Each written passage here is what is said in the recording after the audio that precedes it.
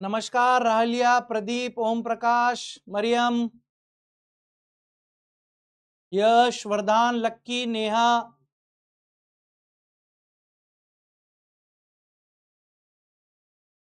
चतुर्भुज, याशी खान, क्षमा प्रवीण, नेहा कुमारी,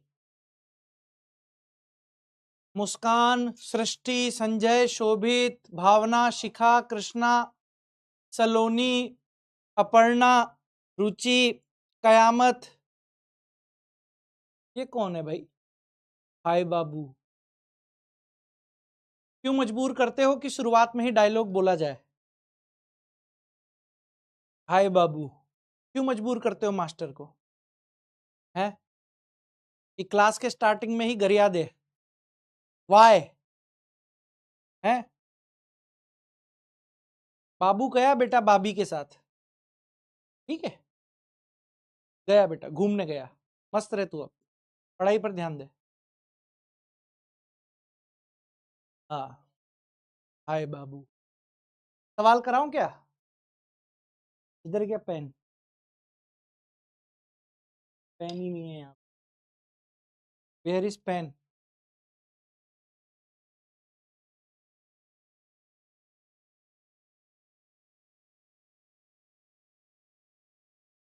आओ इधर।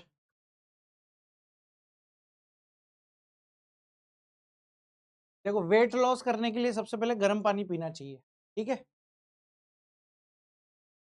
Yes. Good evening, good evening, good evening सभी को, गुड इवनिंग।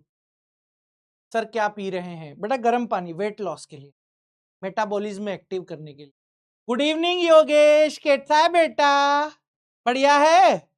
घर में सब राजी खुशी? पिलेंदो रे। नजर मत लगा, तू भी गर्म करके पानी पी ले। नजर लगा रहा है, पानी में भी नजर लगा रहा है।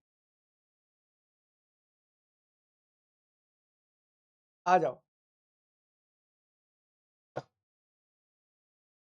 हाँ भाई आ जाओ। सर क्या कर चुके थे? क्या कर चुके थे? टेस्ट का डिस्कशन करना है। टेस्ट का डिस्कशन देख लेते हैं। टेस्ट हुआ? सबसे पहले तो बताओ टेस्ट कैसा गया। एक बार पोल, एक बार पोल। टेस्ट का डिस्कशन भी करना है भाई, टेस्ट का डिस्कशन भी करना है, लेकिन उससे पहले एक चीज बताएंगे। टेस्ट कैसा गया? टेस्ट कैसा गया? क्वेश्चन डिस्कस कर लेते हैं फटाफट से। ऑप्शन ए, बहुते बढ़िया, बहुत अच्छा। बी ऑप्शन, अच्छा। सी ऑप्शन, ठीक ठाक, ठीक ठाक। एंड डी ऑप्शन, सर मैं सो गया था, सर मैं सो गया था। बताइए पहले एक बार मुझे टेस्ट के बारे में बता दीजिए। एक बार मुझे टेस्ट के बारे में बता दीजिए। इनमें से क्या हाल रहा है आपका? इनमें से बता दीजिए क्या हाल रहा है आपका? कहीं हाल रहे हो ताको बता दीजिए मैं कहीं।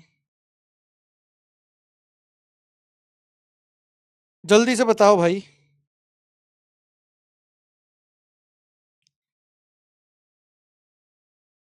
जल्दी से बताओ।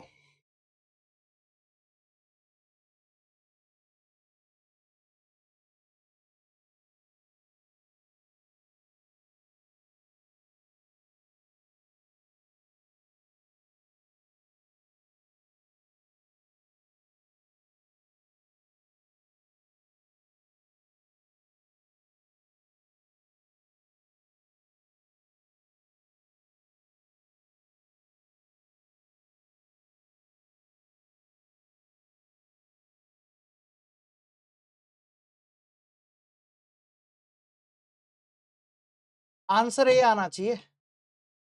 39% है बहुत अच्छों के साथ। 39% बहुत अच्छों के साथ है। अच्छों के साथ 23 है। ठीक ठाक वाले 27% है। ठीक है, सोने वालों से 10% है। इनसे तो मतलब ही नहीं है, इनको तो काटो। इनको तो काटो, सोने वालों से मतलब ही नहीं है, ये है अपने। ठीक है, तो आइए एक बार देख लेते हैं आप लोगों से किन किन क्वेश्चन में दुविधा आई है आप लोगों को। देख लेते हैं रे, देख लेते हैं। हाँ जी, पहला क्वेश्चन यहां पर आप लोगों को पास किया है। पहला क्वेश्चन यहां पर क्या है भाई, पहले क्वेश्चन को देखिए, फटाफट से डिस्कस करूंगा, टाइम नहीं लगाऊंगा। कथन फर्स्ट है, कथन सेकंड है, ये आप लोगों को पास यहां पर दिया गया है। कथन फर्स्ट है, कथन सेकंड है। कथन फर्स्ट क्या दिया गया है कि यदि विलयन का घनत्व 1 है तो मोललता और मोलरता का मान समान होगा क्या? अरे भाई आपको याद है ना सर, मोलिलिटी बराबर क्या बोली थी आप लोगों को सर, md इंटू 1000, ये sorry d into 1000 upon 1000, md into 1000 upon 1000 plus m molecular weight था कि नहीं था आप लोगों के पास? बोलो यस। यस, तो अगर डेंसिटी की वैल्यू आप 1 कर दोगे, डेंसिटी की वैल्यू अगर आप 1 कर दोगे तो मोलिलिटी बराबर क्या रह गया, m इंटू 1000 अपॉन में सर 1000 इंटू मॉलिक्यूलर वेट हो गया कि नहीं हो गया? यस। अब यहां पर आप देखने की कोशिश कीजिए कि अगर आप, अब यहां मानने वाली बात रहेगी, मानने वाली अगर आपकी बात रहती है, अगर आप मान लीजिए कि if molarity is equals to 1, मान लो, आप मान लो, एंड मॉलिक्यूलर वेट आप कुछ भी मान लो, कुछ भी मान लो, मान लो 100 मान लो, तो ये कल्पना से किया हुआ है, कल्पना, कल्पना लड़की का नाम नहीं, कल्पना करी है ये, कल्पना मान लो, कल्पना। तो यहां से मोलरिटी बराबर क्या आ जाएगा सर, 1000, 1000 डिवाइडेड बाय 1000 गुणा में सर यहां पर हो गया आप लोगों के पास 100, ये कट जाएगा, यहां से कट गया, 10 की पावर -2 जैसा फील आ रहा है, मतलब समान नहीं हो सकती। यहां दिया हुआ था समान रहेगा, बट परंतु मैंने कल्पना करके देख लिया कि ये वैल्यू यहां पर आप लोगों के पास समान नहीं आ रही, इसका मतलब ये जो कथन है ये गलत है, ये कथन यहां पर कैसा हो गया, गलत है। मोललता ताप पर निर्भर नहीं करती है, बिल्कुल ठीक बात है, क्योंकि मोललता में आयतन नहीं आता है, क्योंकि क्योंकि आयतन मोललता में आप लोगों के पास नहीं आता है, आयतन नहीं आता है, तो ये एकदम सही है, आयतन नहीं है, तो ये वाला कथन सत्य है और बेटा ये वाला असत्य है, तो कौन सा आएगा, कथन फर्स्ट गलत है, कथन सेकंड सही है। अरे भाई ये सही है, ऑप्शन बी है, H प्लस आयन की सांद्रता की गणना कीजिए यदि 0.2 मोलर H2SO4 विलियन के 100 ml को 0.1 मोलर NaOH विलियन के 300 ml के साथ मिलाया जाता है। अब ये क्वेश्चन में क्या था, जरा देखो, H2SO4 को आप मिला रहे हो NaOH के साथ, H2SO4 को आप मिला रहे हो NaOH के साथ, तो क्या बन रहा है बेटा सर, एक तो यहां पर बन रहा होगा आप लोगों के पास, जरा देखिए यहां पर आप लोगों के पास क्या है सर, 2H प्लस है और यहां पर SO4 -2 है, SO4 -2 है आप लोगों के पास, ठीक है सर। यहां पर आप लोगों के पास क्या है सर, यहां पर Na प्लस है और बेटा यहां पर आप लोगों के पास OH माइनस है, यहां पर आप लोगों के पास OH माइनस है। अब बड़े ही शांति के साथ यहां पर आप देखने की कोशिश कीजिए क्या जा सकता है, आप लोगों के पास क्या यहां पर जा सकता है, जरा देखो,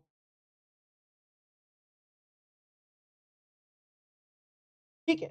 तो आप सिंपल सा यहां पर ये कर सकते थे, अम्ल के ग्राम इक्विवेलेंट निकाल लो, या ऐसे कर लो, ऐसे कर लो यहां पर कि अम्ल के अम्ल के अम्ल के ग्राम इक्विवेलेंट, या ऐसे कर दो ना, सिंपल सी बात है, अम्ल -4, बताओ N1V1 N2V2 बराबर N नेट V नेट करना है। N1 क्या है आप लोगों के पास सर, 0.2 है, इंटू 2, N फैक्टर है क्योंकि 2H प्लस है, 2H प्लस है तो इसका N फैक्टर यहां पर आप लोगों के पास 2 हो गया, ठीक है। तो 0.2 इंटू 2, वॉल्यूम यहां पर आप लोगों के पास कितना है भाई, वॉल्यूम है 100 माइनस NaOH के लिए 0.1, N फैक्टर है 1, क्योंकि यहां पर ये एक ही OH माइनस है, एक ही OH माइनस है, तो N फैक्टर 1 हो गया है। तो यहां पर आयतन है आप लोगों के पास 300 बराबर H plus net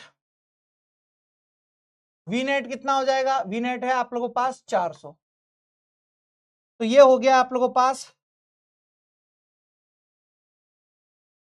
40 minus 30 H plus 400, 10/400 H plus 1/40। तो 1/40 यहां पर किसके बराबर हो जाएगा, 0.025 के बराबर, 0.025 के बराबर। ऑप्शन बी हो गया। अगला सवाल है 0.1 मोलर AgNO3 और 0.2 मोलर NaCl के समान आयतन मिश्रित किए जाते हैं, मिश्रण में NO3 माइनस आयनों की संख्या कितनी रहेगी, ये आप लोगों को यहां पर देखना है, ये आप लोगों को यहां पर देखना है। तो देख लो 0.1 मोलर है और समान आयतन है, तो सिंपल सी बात थी AgNO3, ये आप लोगों के पास किस में टूट रहा है सर, Ag प्लस और NO3 माइनस में टूट रहा है। सर ये 0.1 था, ये 0.1 था, तो ये भी 0.1 होगा, ये भी 0.1 होगा। अब ये जो 0.1 मोल है ये समान आयतन में है ना, तो 0.1 बटा सर यहां पर 1+1, इसका भी एक आयतन ले लो, इसका भी एक, यानी 2, तो 0.1 बटा 2 यानी ये 1/20, 1/20 यानी 0.05, खत्म। ऑप्शन बी आ जाएगा इसका आंसर भी। चलिए अगला सवाल है 10%, ये तो कॉपी का ही हो गया, 10% वेट बाय वॉल्यूम ग्लूकोज का 1 लीटर बनाने के लिए कितने ग्राम ग्लूकोज को विलय करने की आवश्यकता होगी। तो 10% वेट बाय वॉल्यूम का मतलब क्या होता है ये आप लोगों को पता होना चाहिए। 10% वेट बाय वॉल्यूम, इसका मतलब है कि 10 ग्राम विलय, 10 ग्राम विलय उपस्थित है 100 ml विलियन में, 100 ml विलियन में। ये लो 10 ग्राम विलय उपस्थित है आप लोगों के पास 100 ml विलियन में। तो भैया सिंपल सी बात है कि ऐसे लिखो, ऐसे लिखो 100 ml में, 100 ml विलियन में, कॉपी का सवाल हो गया। तो 100 ml विलियन में उपस्थित है, आपने कहा बेटा 10 ग्राम, आपने कहा 1 ml में कितना होगा, 1 ml में कितना होगा 10/100, और 1 लीटर, 1 लीटर मतलब क्या हो गया बेटा 1000 मिलीलीटर, 1000 मिलीलीटर। तो यहां पर आप लिख देना 1000 मिलीलीटर बनाने के लिए कितना होगा सर 10/100 इंटू 1000, ये कट गया आप लोगों के पास 10 बार, 10 इंटू 10 100 ग्राम। सल्फ्यूरिक अम्ल के जलीय विलयन में जल का मोल प्रभाज है इतना, तो विलयन की मोललता क्या होगी। अब देखिए भाई जल का मोल प्रभाज दे रखा है आप लोगों को, यानी XH2O दे रखा है, कितना दे रखा है बेटा 0.85। अब आप सभी को पता है, आप सभी को पता है बेटा कि दो अवयव के मोल प्रभाज का योग हमेशा हमेशा 1 के बराबर होता है, हमेशा 1 के बराबर होता है। किसी भी अवयव के मोल प्रभाज का योग हमेशा 1 के बराबर होता है, लिखवाया था। तो बेटा XH2O 0.85 दे रखा है, तो XH2SO4 कैसे निकालोगे, कैसे निकालोगे। आपने कहा XH2O प्लस XH2SO4, सर ये बराबर हो जाएगा 1 के, तो यहां से XH2SO4 आप निकाल लीजिए 1 माइनस XH2O से, यानी 1 माइनस 0.85 कितना आ जाएगा बेटा 0.25 आ गया, 0.25 आ गया। ये लीजिए, ये आ गया हमारे पास XH2SO4 आ गया, ये लीजिए आ गया।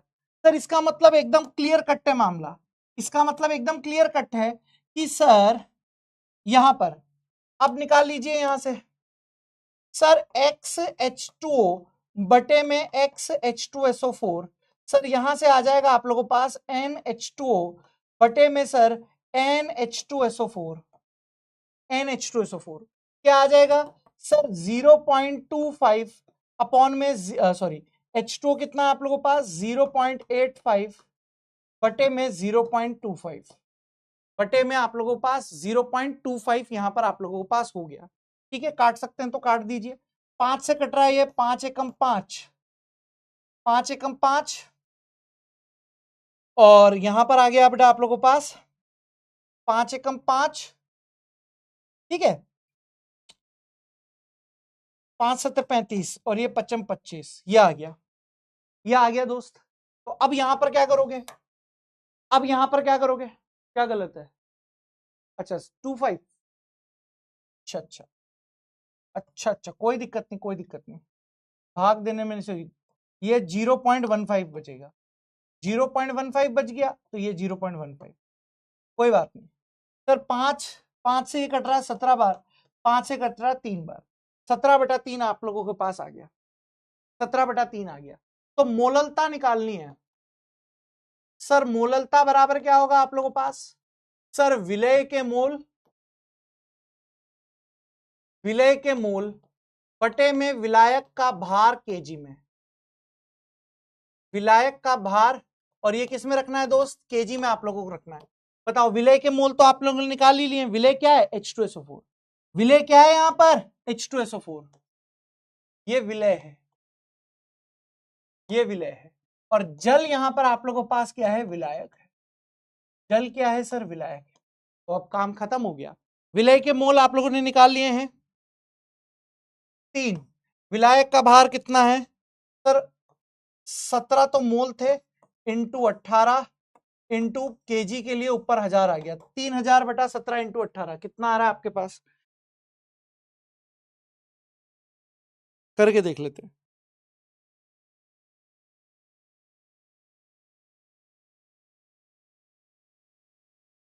9.8 आ रहा है, ये 9.8 आ रहा है, तो ऑप्शन सी आएगा। इस क्या दे रखा है आपके आंसर की में, क्या दे रखा है, सी दे रखा है, ठीक है भाई। अगला क्वेश्चन, यार ये तो कॉपी का सवाल है, ये तो कॉपी का सवाल हो गया यार, ये तो कॉपी का ही सवाल हो गया, ये तो कॉपी का ही सवाल हो गया, ये तो कॉपी का ही सवाल हो गया। 2.3 ग्राम, तो यहां से डायरेक्टली निकाल लो अब फुर्ती से, अब तो सवाल करने आ गए। 2.3 डिवाइडेड बाय अणुभार 46 है, तो ये 1/20 मोल आ गया। सर जल, जल के मोल निकाल लीजिए, 72 डिवाइडेड बाय 18, 1/18 2/18 36 3/54 4/18 72, ये कितना आ गया 0.05 कर सकते हो इसको, 0.05 कर दिया, ठीक है। तो जल का मोल प्रभाव, तो XH2O बराबर क्या आ जाएगा सर, NH2O बटे में NC2H5OH प्लस का NH2, खत्म करो बेटा।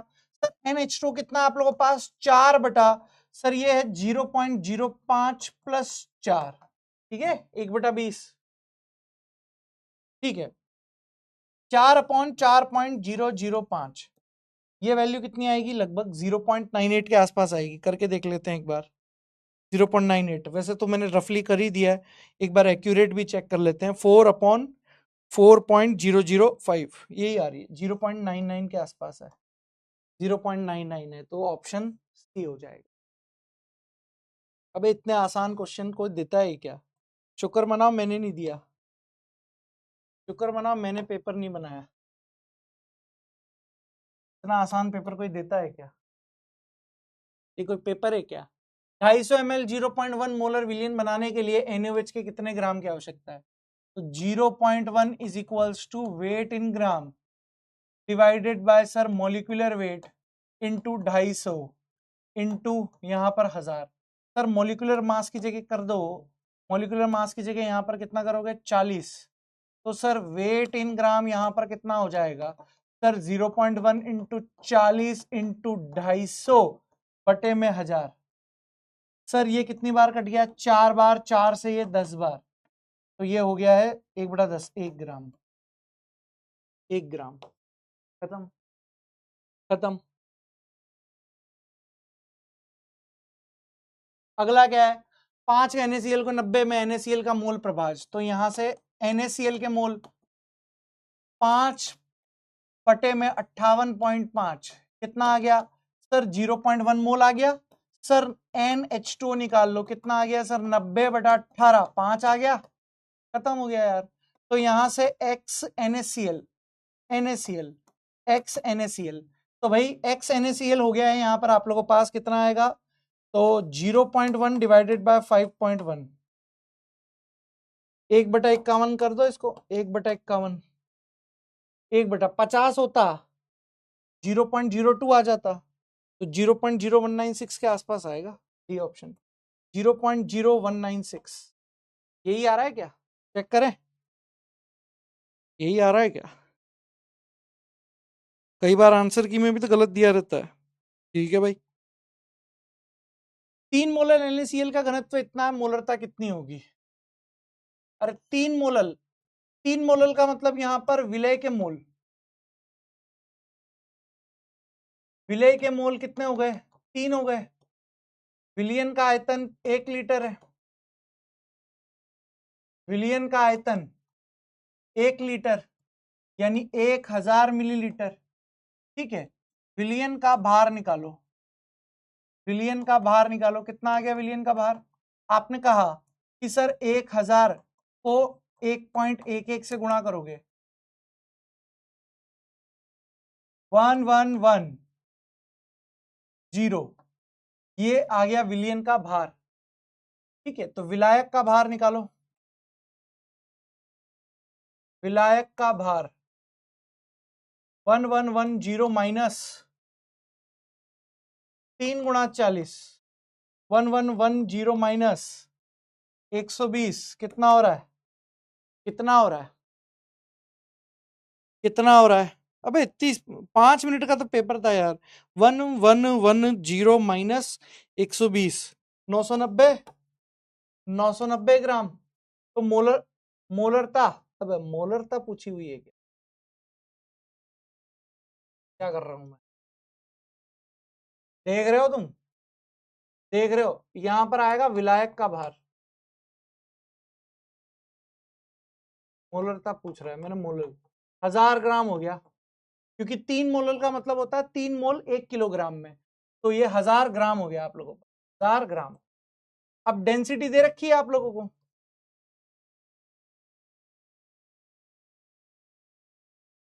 ठीक है, यहां पर निकाल लो विलय का भार, विलय का भार 3 मोल है ना, 3 गुणा 40, 120 हो गया। तो विलियन का भार, विलियन का भार 1000 प्लस 120, 1120 ग्राम आ गया। ठीक है, तो विलियन का आयतन कैसे निकालोगे, तो विलियन का आयतन कैसे निकालोगे? आपने कहा विलियन का भार, विलियन का भार गुणा में घनत्व, गुणा में घनत्व, विलियन का भार कितना, 1120, घनत्व कितना भाई 1.11, करो कितना आ रहा है, 1120 गुणा में 1.11, ये आ रहा 1243 ml में। ठीक है, तो मोलरता निकालनी है, मोल कितने आ गए आपके पास, 3 है ही सही, और ml में 1243 इंटू 1000 करना पड़ेगा आपको, तो 3000 डिवाइडेड बाय 1243 कितना आ रहा है, 3000 डिवाइडेड बाय 1243, 2.41, 2.41, क्या गड़बड़ है, 2.41, 2.41 क्या दे रखा है इसने, डाटा देख लें, डाटा में गड़बड़ लग रही है। 2.97 कैसे आ गया भाई, 2.97 कैसे आ गया?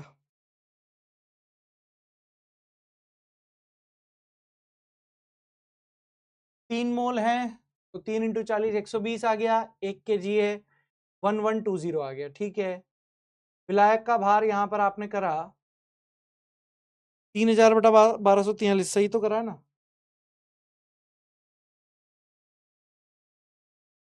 1120 इंटू 1.11, 1243, 3000 डिवाइडेड बाय 1243, 2.41, करेक्शन है भाई, इसमें करेक्शन है भाई, 2.41 आएगा।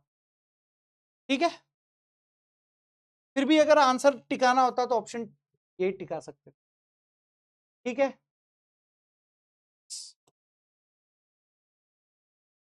दो लीटर पानी में उपस्थित मोलों की संख्या 1। सूची 1 का सूची सेकंड से मिलान करना था, तो ये तो बेहद आसान आप लोगों के पास हो गया। सूची 1 का सूची सेकंड से मिलान करना था भाई साहब। ठीक है,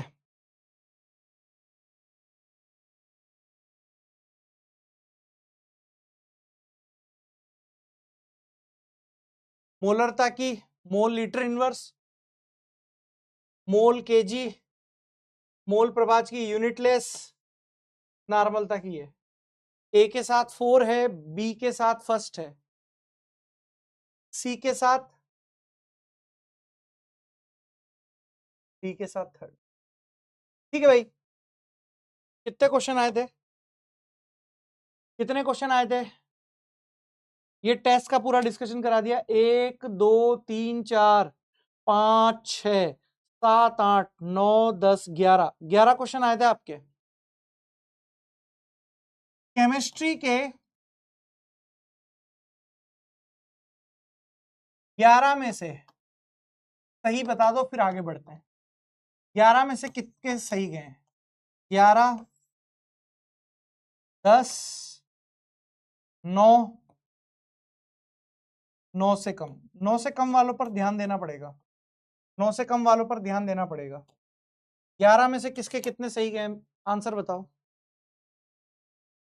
12 है क्या? 12 ले ले भाई, 12 है तो 12 ले ले, हटा।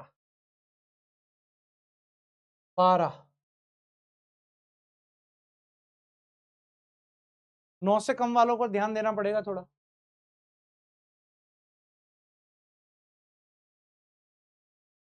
बैकलॉग क्यों है भाई तुम्हारा? पढ़ाई पढ़ाई वढ़ाई नहीं करते हो क्या?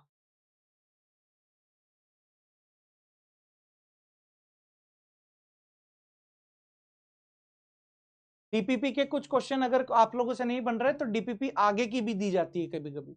ऐसा हो ही नहीं सकता कि डीपीपी नहीं बने। बैकलॉग हो गया है तो तुम्हारी गलती से हुआ है बेटा बैकलॉग।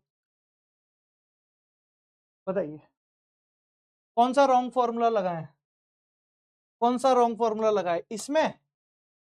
ये एकदम सही है भाई, एकदम सही है। 3 मोलल NaOH, 3 मोलल NaOH का मतलब है 1000 विलायक। विलायक मतलब जल, जल, जल। विलायक का भार प्लस विलय का भार 40, 1120, 1120। और विलियन का आयतन बराबर हो गया आपके पास भार गुणा घनत्व, 1120 गुणा 1.11, बिल्कुल ठीक है, 1243 आएगा। ये अगर 1.12 होता, 1.12 हो जाता ये। अगर ये आप लोगों के पास कितना होता दोस्त? 1.12, 1120 गुणा 1.12 होता तो ये 1254 आता ही है, और कम आ जाता। इसको वन वन मान लेते हैं, तो 1 मान लेते हैं तो ये 1120 रहता, 1220 रहता। अब अगर आप 3000 डिवाइडेड बाय 1200, सॉरी 1120 करते हैं, वो आ जाता। सही है, सही है बेटा, सही है।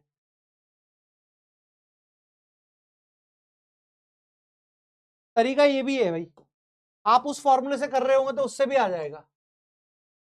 md into 1000 plus m molecular weight, इससे भी करोगे तब भी आ जाएगा, इससे भी करोगे तब भी आ जाएगा। ये एक अल्टरनेट है, मेरे को फॉर्मूले फॉर्मूले ज्यादा ध्यान में रखता नहीं हूं मैं। सही है, चलो 28% है ये 13% है, ये 14% है। 43 वाले एकदम गधे हैं, गधे, नालायक। 28, 13, 14, 8 और 3 11, 11 और 4 15, 5 हासिल, ये 1 3 4 और ये 5।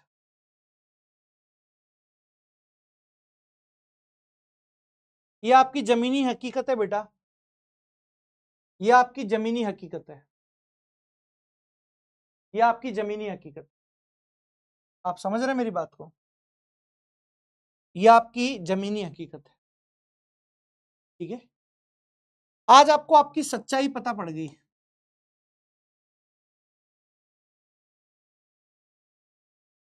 आज आपको आपकी सच्चाई पता पड़ गई। 12 में से मात्र 57%, लगभग में 57% बच्चे ऐसे हैं जिन्होंने 10 क्वेश्चन सही किए, एवरेज 10 क्वेश्चन सही किए, एवरेज। ये आपकी जमीनी हकीकत है। और ये टेस्ट पेपर कैसा था सर? ये टेस्ट था 0 लेवल, मैं इसको लेवल ही नहीं मानता। ये टेस्ट एकदम 0 लेवल था। पहले बात कर लेते हैं, पढ़ना पढ़ाना तो चलता रहेगा जीवन में, लेकिन टेस्ट का एनालिसिस बहुत जरूरी। ये पढ़ना पढ़ाना तो चलता रहेगा जीवन भर, टेस्ट का एनालिसिस बहुत जरूरी। 0 लेवल का टेस्ट था और उसमें आपकी ये जमीनी हकीकत। अब इसके रीजन क्या है? इसका सबसे बड़ा रीजन है लापरवाह इंसान, लापरवाही। सर लापरवाही क्यों है? लापरवाही, पहली चीज बैकलॉग। मुझे समझ में नहीं आता ये कौन सा वायरस है। आप डेली की क्लास डेली क्यों नहीं पढ़ सकते? दूसरी चीज है ओवर स्मार्टनेस। ओवर स्मार्ट है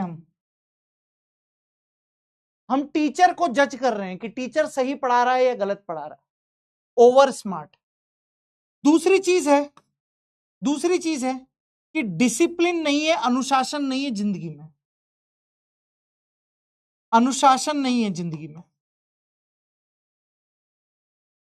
अनुशासन नहीं है आपकी लाइफ में। और तीसरी सबसे बड़ी चीज है किसी का दबाव नहीं है, किसी का दबाव नहीं है ऑनलाइन में, कोई पूछेगा नहीं, कोई आपसे ध्यान नहीं रखेगा। माँ बाप पूछेंगे कि टेस्ट दिया है कि नहीं दिया है, आप कहेंगे कि हाँ सर दे दिया है। माँ बाप तो बेचारे मासूम है, माँ बाप तो एकदम मासूम है भाई। आपके माँ बाप को तो आप थोड़ी ना बताओगे कि मैंने टेस्ट नहीं दिया है। आपके माँ बाप को आप थोड़ी ना बताओगे कि सर हम डिसिप्लिन नहीं है। आप में से 50% बच्चे अभी भी नहीं सुधर रहे हैं। आप इसको सिर्फ 12वीं का बैच समझ के ना पढ़ें, 12वीं का बैच समझ के ना पढ़ें इसको। ओनली 12वीं का बैच नहीं है ये, 12वीं के साथ साथ नीट की भी जबरदस्त पढ़ाई आपको यहां मिलेगी। हर मास्टर आपको कंटेंट देने के लिए रेडी बैठा हुआ है, बस दिक्कत है कि क्या आप उसको झेलने के लिए तत्पर हैं। थोड़े से अच्छे लेवल का सवाल यदि आपको करवा दिया जाए तो आप पसर जाते हैं। इसको तो मैं टेस्ट ही नहीं मानता, 0 लेवल का टेस्ट है। आप पढ़ाई के प्रति सीरियस नहीं है। हमें पता है कि आपका सिलेबस दिसंबर तक कंप्लीट कराना है और दिसंबर तक आपका 12वीं का सिलेबस मैं कंप्लीट करवा दूंगा। फिजिकल केमिस्ट्री में मात्र 3 चैप्टर हैं आपके सिलेबस में। सर विलियन चैप्टर है, उसके बाद विद्युत रसायन है, उसके बाद रासायनिक बलगतिकी है। ये 3 चैप्टर पढ़ाने हैं मुझे बस फिजिकल केमिस्ट्री में इस साल, और दिसंबर तक आपका पूरा कोर्स खत्म हो जाएगा, आपको भी पता है। तो हमारे पास टाइम है, दिसंबर के बाद भी कितना टाइम बचता है? दिसंबर के बाद फरवरी मार्च में आपके 12वीं के पेपर शुरू होंगे और मई में जाकर आपके पास नीट का पेपर होगा। लेकिन कुछ नालायक अभी भी नहीं सुधर रहे, रीजन पता नहीं। या तो ये हो सकता है कि भैया 2500 रुपए 3000 रुपए में कोर्स मिल रहा है तो उस कोर्स की अहमियत नहीं है। जब ऑनलाइन में जाकर भाई 1.5 लाख रुपए देते हो ना, ऑफलाइन में जब ऑफलाइन में जाकर 1.5 लाख रुपए देते हो तब कंटेंट के बारे में पता चलता है। अभी आप जाकर मैच कीजिए, आपको उतने सवाल कहीं नहीं मिलेंगे जितने क्लास में करवाए जा रहे हैं।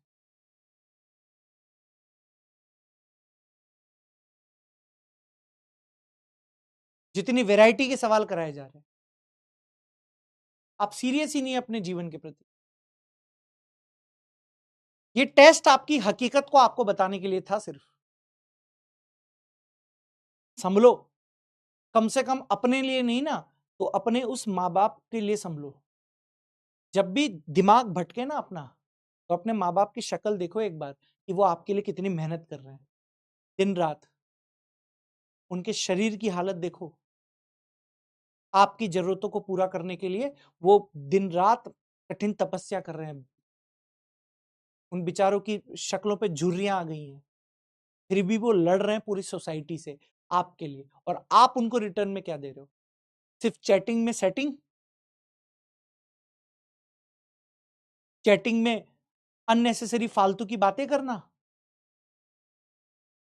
आपके माँ बाप अगर आपकी चैटिंग को देखेंगे तो क्या सोचेंगे कि जिस बच्चे के लिए मैं इतना प्रयास कर रहा हूं वो बच्चा क्या कर रहा है यहाँ पर? पढ़ाई के अलावा सारी फालतू की बातें आप लोग चैटिंग में करते हो, और जो पढ़ने वाला बच्चा होता है वो बस सुधरो भाई सुधरो। ये 11वीं 12वीं ही आपका जीवन तय करती है। फिर लेते रहना बैचेस, ड्रॉपर का बैच ले लेंगे, उसका बैच ले लेंगे, कुछ नहीं होना जाना। एक बार बेसिक कमजोर रह गया तो कितने ही ड्रॉपर के बैच लेते रहना, कुछ नहीं होने वाला। अपने बेसिक को स्ट्रॉन्ग करो अभी से, पढ़ाई में मन लगाओ, जिंदगी संवर जाएगी।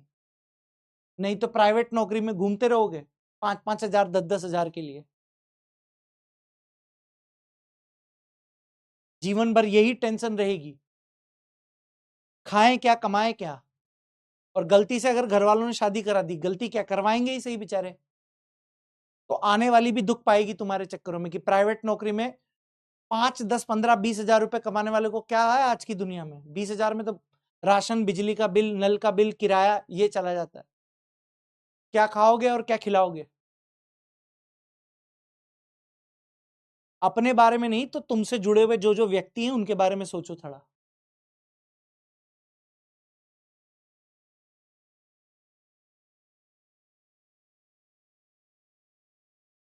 चलिए, इस टेस्ट से सबक लीजिए कि हमारी गलती कहां हुई है। कैलकुलेशन में एरर हुई है कि फॉर्मूला ध्यान में नहीं रहा है या कंसेप्ट ही गलत लगा दिया। इस टेस्ट से सबक लीजिए और लाइफ में थोड़ा डिसिप्लिन रहिए, अनुशासन में रहिए। रोज की क्लास रोज अटेंड कीजिए। बैकलॉग आ कैसे जाता है? चलिए खैर, हम आगे बढ़ते हैं। टेस्ट का डिस्कशन आपका करवा दिया है मैंने, टेस्ट का डिस्कशन मैंने आपका करवा दिया है, ठीक है। आगे बढ़ते हैं, आगे बढ़ते हैं दोस्त, आगे बढ़ते हैं, आगे बढ़ते हैं। सर आइए, नए टॉपिक की शुरुआत करते हैं। चैट अभी बंद रखिए, चैट अभी कुछ समय में खोल दूंगा। चलो खोल देता हूं, लेकिन चैट में बातें कोई नहीं करेगा। चैट बंद कर दूंगा यदि आपने अननेसेसरी फालतू की बातें करी तो। आइए सर, यहां पर क्या पॉइंट है? सर आप लोगों के पास हेडिंग है बेटा, अगला जो हेडिंग है वो है अणुसंख्यक गुणधर्म। अणुसंख्यक,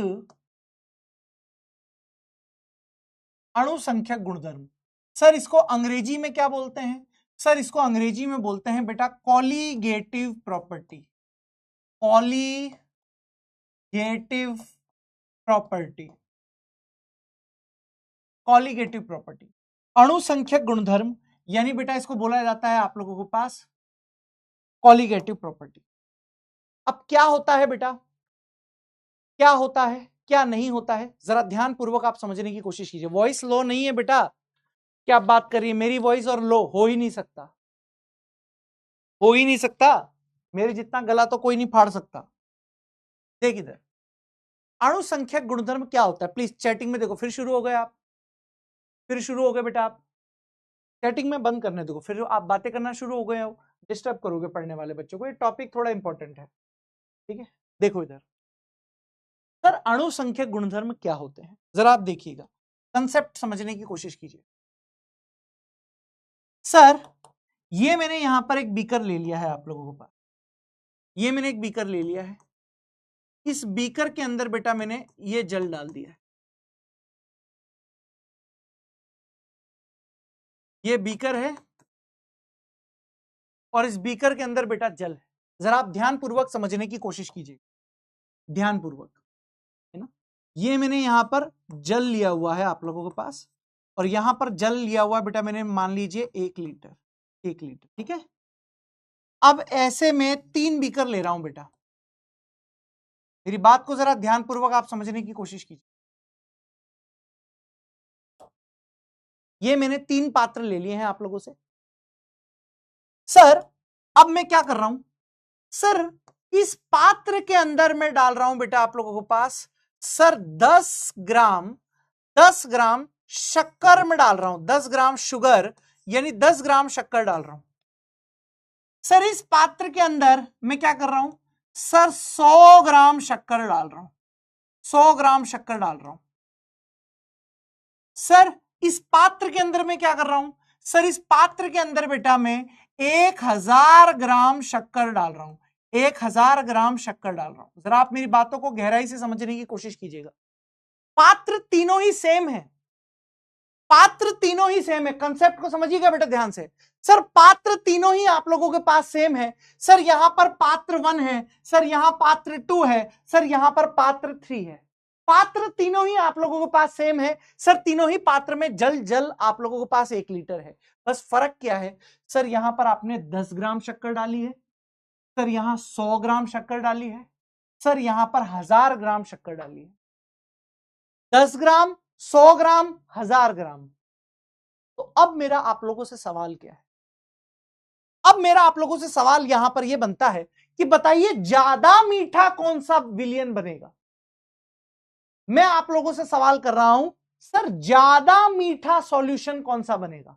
तो तू क्या बोलेगा मेरे दोस्त, तू क्या बोलेगा मेरे दोस्त कि सर कैसी नादान बच्चों जैसी बातें कर रहे हो, जहां पर शक्कर ज्यादा डली है वही तो विलियन, वही तो विलियन, वही तो विलियन ज्यादा मीठा होगा। इसका मतलब है कि सर पात्र 3 में जो शक्कर का विलियन बनेगा वो ज्यादा मीठा बनेगा। सर पात्र 2 में जो विलियन बनेगा थोड़ा सा कम मीठा बनेगा। सर पात्र 1 का जो विलियन बनेगा वो और कम मीठा बनेगा। सर इस कंसेप्ट समझाने के पीछे जो मेरा लॉजिक था उसको ध्यान से सुन। सर लॉजिक ये था, विलियन के ऐसे गुण, विलियन के ऐसे गुण जो विलय की प्रकृति पर नहीं, विलय के कणों की संख्या पर निर्भर करते हैं। क्या लाइन बोली मैंने, विलयन के ऐसे गुण, जैसे यहां इन तीनों विलयन का गुण था मीठापन, यहां पर इन तीनों विलयन का गुण क्या था बेटा, मीठापन। यानी विलयन के ऐसे गुण जो विलय की प्रकृति पर नहीं, शक्कर यहां भी है, शक्कर यहां भी है, शक्कर यहां भी है, प्रकृति पर नहीं, उसकी कणों की संख्या पर निर्भर करती। यानी 1000 ग्राम शक्कर में कणों की संख्या ज्यादा है, सर 100 ग्राम शक्कर में तुलनात्मक रूप से थोड़ी कम है, 10 ग्राम में और कम है। तो विलयन के ऐसे गुण जो विलय की प्रकृति पर नहीं, विलय के कणों की संख्या पर निर्भर करते हैं, क्या कहलाते हैं, अणुसंख्यक गुणधर्म कहलाते। उम्मीद करूंगा कि डेफिनेशन समझाने में मैं एकदम सफल रहा हूं, एकदम सफल रहा हूं। यानी बेटा मैं यहां पर आप लोगों के पास क्या लिख सकता हूं, जरा ध्यान से देखिएगा। अगर मैं डेफिनेशन यहां पर आप लोगों को लिखवाना चाहूं मेरे दोस्त, तो मैं यहां पर क्या लिख सकता हूं आप लोगों के पास कि विलियन के विलियन के विलियन के ऐसे गुण विलियन के ऐसे गुण जो जो जो विलय की प्रकृति पर नहीं, जो विलय की प्रकृति पर नहीं बल्कि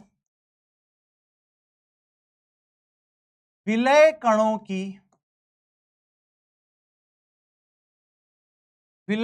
की संख्या पर, जबकि विलय कणों की संख्या पर निर्भर करती है,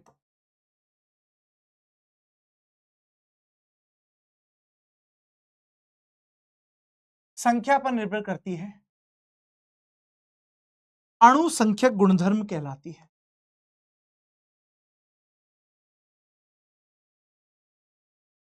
अणुसंख्यक गुणधर्म कहलाती है। क्या कहलाती है बेटा? अणुसंख्यक गुणधर्म कहलाती है। डेफिनेशन एकदम क्लियर हो गई सर।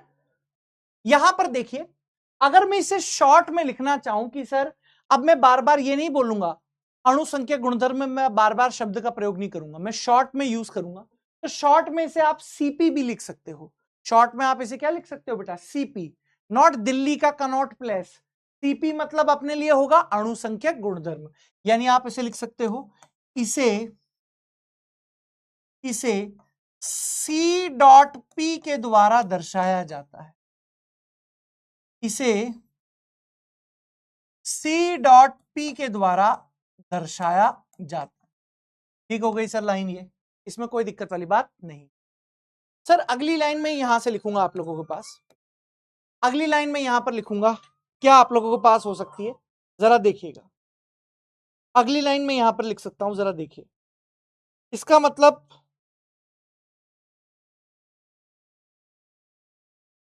देखिए सर, यहां पर पॉइंट है आप लोगों के पास कि भाई जितनी ज्यादा विलय कणों की सांद्रता होगी, जितने ज्यादा विलय कणों की सांद्रता होगी, उतनी ज्यादा कोलिगेटिव प्रॉपर्टी आप लोगों के पास बढ़ेगी। क्लियर कट है बात? बिल्कुल।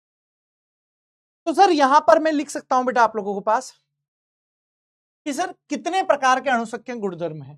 तो देखिए, विलियन के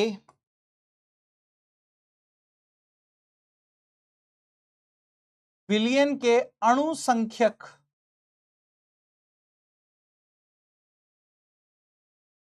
विलियन के अणुसंख्यक गुणधर्म निम्नलिखित प्रकार के होते हैं।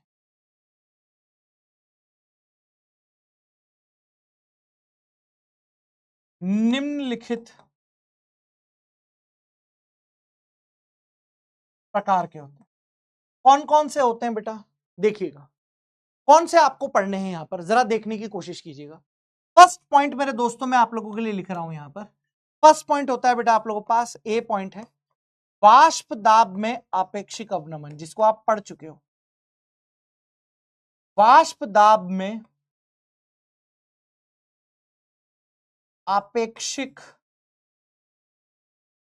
अवनमन, वाष्प दाब में आपेक्षिक अवनमन। सर बी पॉइंट होता है बेटा आप लोगों के पास, सर क्वथनांक में उन्नयन। बी पॉइंट जो आप लोगों के पास आएगा वो क्या होगा? सर क्वथनांक में उन्नयन। सर सी पॉइंट आप लोगों के पास आएगा, सर हिमांक में अवनमन, हिमांक में अवनमन, हिमांक में अवनमन। एंड डी पॉइंट आएगा बेटा आप लोगों के पास परासरण दाब, परासरण दाब। अंग्रेजी भी मैं लिख दूंगा इनकी, आपको घबराने की जरूरत नहीं है, ठीक है? अंग्रेजी भी मैं लिख दूंगा, आपको घबराने की जरूरत नहीं है ना? अच्छा, एक बच्चा अभी जैसे कमेंट में लिख रहा था कि सर जब आप क्लास के अंदर क्वेश्चन कराते हो तब तो हमसे क्लास के क्वेश्चन बन जाते हैं, परंतु डीपीपी के क्वेश्चन नहीं बनते। देखो बेटा, डीपीपी में क्या होता है, डीपीपी बनाने वाले भी तेजस्वी ओजस्वी लोग होते हैं, तो वो क्या करते हैं, कई बार जैसे मान लो डीपीपी 5 दी गई, तो डीपीपी 5 में क्या परासरण के दाब के भी क्वेश्चन उन्होंने डाल दिए। अब डीपीपी बनाने वाले को पता नहीं होता है ना कि टीचर ने क्या कंटेंट पढ़ाया है क्लास के अंदर, तो वो आगे वाले टॉपिक के क्वेश्चन भी डाल देते हैं और वो तो अपनी जिम्मेदारी से फ्री हो लेते हैं। तो आप घबराया मत करो, डीपीपी में वो क्वेश्चन कर लिया करो जो आपके टॉपिक को पढ़ चुके हो, ठीक है, और जो क्वेश्चन बाद वाले टॉपिक के हैं उन क्वेश्चन को आप बाद वाले में कर लिया करो। तो घबराने की जरूरत नहीं है बेटा आपको, मैं खड़ा हूं, जब तक मैं जिंदा खड़ा हूं तब तक मत घबराओ, मेरे मरने के बाद टेंशन करना, जब तक मैं जिंदा खड़ा हूं तब तक टेंशन की जरूरत नहीं है। केमिस्ट्री में अपन खड़ा है। हाँ, तो आइए एक एक करके ये सारी चीजें मैं आप लोगों को पढ़ा दूंगा, एक एक करके ये सारी चीजें हम यहां पर पढ़ेंगे। लेकिन आइए आइए ये सारी चीजें हमको डिटेल से पढ़नी है, ये एक एक करके। लेकिन उससे पहले भी एक चीज हम लोगों को यहां पर देखनी है, एक और चीज बेटा यहां पर आपको देखनी है। क्या है वो एक एक चीज, जरा देखिए क्या है वो चीज, बहुत ध्यान से आप देखिएगा। एक और चीज, अणु संख्यक गुणधर्म को एक और प्रकार में आप बांट सकते, अणु संख्यक गुणधर्म को आप एक और प्रकार में यहां पर बांट सकते हो। क्या है बेटा, जरा देखना क्या रहेगा बेटा आप लोगों के पास, अणु संख्यक गुणधर्म। बेटा अणु संख्यक गुणधर्म जो रहेगा आप लोगों के पास वो दो प्रकार का रहेगा। क्या है बेटा, सर एक तो रहेंगे सामान्य अणुसंख्यक गुणधर्म और एक रहेगा बेटा असामान्य अणुसंख्यक गुणधर्म। बहुत ध्यान से आप देखिएगा सर, अणुसंख्यक गुणधर्म यहां पर दो प्रकार से आप लोगों के पास है, बारीकी से देखते हुए चलो एक एक चीज, दो प्रकार से आप लोगों के पास।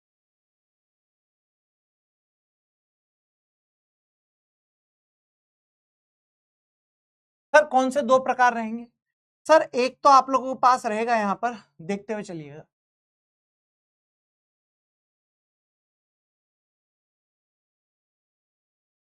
सर एक यहां पर रहेगा आप लोगों के पास सामान्य सामान्य अणुसंख्यक गुणधर्म, सामान्य अणुसंख्यक गुणधर्म, सामान्य अणुसंख्यक गुणधर्म। समझते हुए चलो एक एक पॉइंट को। सर इसे बोला जाएगा sir normal normal colligative property, normal colligative property, normal colligative property. Sir एक होगा मेरे दोस्त यहां पर आप लोगों के पास सर असामान्य असामान्य अणुसंख्यक गुणधर्म,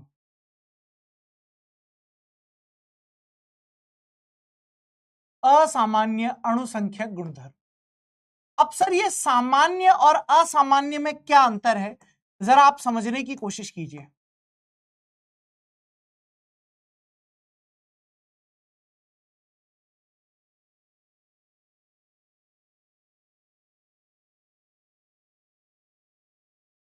जरा यहां पर समझिए एक एक चीज को, एक एक चीज तेरे दिमाग में फिट करा दूंगा, देख ले इधर। सर देख, सामान्य का मतलब तो जो सामान्य प्रोसेस चलता रहता है, वाष्प दाब में ये है वो सारी चीजें आ गई। और असामान्य में क्या होता है बेटा, असामान्य में ऐसा होता है, मान ले, सुन इधर, सुन सुन सुन सुन सुन सर अभी तक जो भी आप पढ़ा रहे थे क्या कर रहे थे, शक्कर डाल रहे हो, ग्लूकोज डाल रहे हो, सुक्रोज डाल रहे हो, तो ये सब चीजें क्या होती हैं बेटा, विद्युत अनअपघट्य है। अभी मैं बताऊंगा ये सब क्या चीजें होती है, घबरा मत घबरा मत, अभी के लिए समझ, शक्कर हो गई, सुक्रोज हो गई, यूरिया हो गया, ये विद्युत रूप से अनअपघट्य है, मतलब पूरा का पूरा मॉलिक्यूल घुलता है, टूटता नहीं है। घुलना और टूटने में जमीन आसमान का अंतर है। शक्कर घुलती है, शक्कर टूटती नहीं है। सुक्रोज घुलती है, सुक्रोज टूटती नहीं है। यूरिया पानी में घुलता है, यूरिया पानी में टूटता नहीं। जबकि NaCl यानी जो आयनिक कंपाउंड होते हैं वो घुलते नहीं, वो टूटते हैं। जैसे जो नमक है वो जल में घुलता नहीं है, जल में अपने आयनों में टूटता है। जैसे फिटकरी है, फिटकरी जल में घुलती नहीं है, फिटकरी अपने आयनों में टूटती है। दोनों जमीन आसमान का अंतर है। घुलना अलग चीज होती है, टूटना अलग चीज होती है। घुलने में मॉलिक्यूल अपने आयनों में नहीं टूटता, जबकि टूटने में अपने आयंस में विभक्त होता। ये बेसिक डिफरेंस कोई नहीं बताता। लोग बाग बोल देंगे NaCl घुल रहा है। अब कहां से घुल रहा है? NaCl आयनों में टूटता है। शक्कर टूट रही, अब कहां से टूट गई शक्कर? शक्कर विद्युत रूप से अनअपघट्य होती है, शक्कर टूटती नहीं है, शक्कर घुलती है। सब बताऊंगा अभी डिटेल से, समझ दिमाग में। तो सर सामान्य का मतलब क्या है? सर ये टूटने और घुलने के आधार पर ही सामान्य और असामान्य शब्द का प्रयोग किया है। ये टूटने और घुलने के आधार पर ही बेटा सामान्य और असामान्य शब्द का प्रयोग किया गया है। कहने का मतलब समझ, एक वैज्ञानिक था वॉन्टॉफ, एक वैज्ञानिक था बेटा आप लोगों के पास, क्या? वॉन्टॉफ। उसने क्या बोला कि सर जहां पर विलय टूट रहा होगा या जुड़ रहा होगा, जहां पर आयन टूट रहे होंगे या आयन जुड़ रहे होंगे, वहां हम शब्द का प्रयोग कर देंगे असामान्य अणुसंख्यक गुणधर्म। एक वैज्ञानिक आया, उस वैज्ञानिक का नाम था वॉन्टॉफ। उस वैज्ञानिक का नाम क्या था दोस्त? वॉन्टॉफ। और उसने बोला कि अगर आयन टूट रहे होंगे या आयन जुड़ रहे होंगे तो बेटा हम वहां पर बोलेंगे शब्द असामान्य, और अगर जैसा चल रहा है वैसा ही चल रहा है तो वहां शब्द आएगा बेटा सामान्य। वहां शब्द आ जाएगा बेटा सामान्य। सर कहने का मतलब क्या है?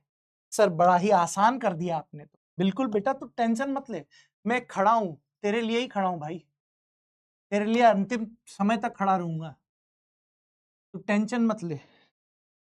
मैं क्या पागलपन की हद तक पढ़ाता हूं बच्चों से, क्या इंटरनली कनेक्शन है, तू बस डिस्टर्ब मत कर। बस क्लास में मेरे क्या, जैसे ही मैं कमेंट पढ़ता हूं मेरा दिमाग खराब होने लगता है, और जब बिना कमेंट के देखे पढ़ाता हूं ना तब मैं फुल एनर्जी के साथ पढ़ा सकता हूं, क्योंकि डिस्टर्बेंस नहीं होता है मेरे दिमाग में। इसलिए ऑफलाइन में पढ़ाने का एक अलग मजा रहता है। खैर इधर देख, तो अब मोटा मोटी बात आप समझ चुके हो कि सर सामान्य अणुसंख्यक गुणधर्म का मतलब, सर यहां वांटाव गुणांक का प्रयोग नहीं करेंगे। यहां सर वांट ऑफ गुणांक का प्रयोग नहीं करेंगे, वांट ऑफ गुणांक का प्रयोग नहीं करेंगे, वांट ऑफ गुणांक का प्रयोग नहीं करेंगे। और मालिक यहां पर आप लोग समझ चुके हो एक चीज कि सर यहां पर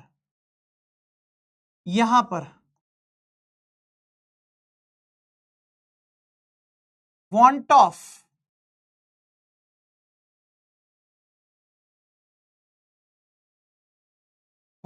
गुणांक का प्रयोग होगा। यहां पर वांट ऑफ गुणांक का प्रयोग होगा।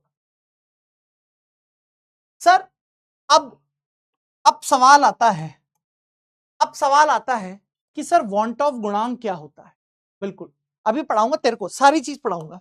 सर वांट ऑफ गुणांक क्या होता है? अभी देख सर, वांट ऑफ गुणांक को हम आई से रिप्रेजेंट करते हैं, ठीक है, मैं लिख दूंगा। वांट ऑफ गुणांक को हम किससे रिप्रेजेंट करते हैं? आई से। वांट ऑफ गुणांक को हम किससे रिप्रेजेंट करते हैं बेटा? आई से। तू समझ, सारी चीजें मैं करा देता हूं।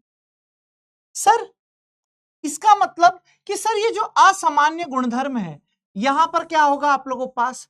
सर यहां पर आप लोगों के पास विलय का संयोजन भी होगा और विलय का वियोजन भी होगा। विलय का वियोजन का मतलब है विलय का आयनों में टूट जाना, वियोजन मतलब टूट जाना, संयोजन मतलब जुड़ जाना। वियोजन मतलब टूट जाना, संयोजन मतलब जुड़ जाना। यानी सर यहां पर आप लोगों के पास होगा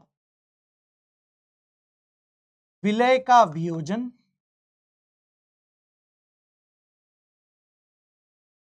और सर यहां पर आप लोगों के पास होगा विलय का संयोजन, विलय का संयोजन।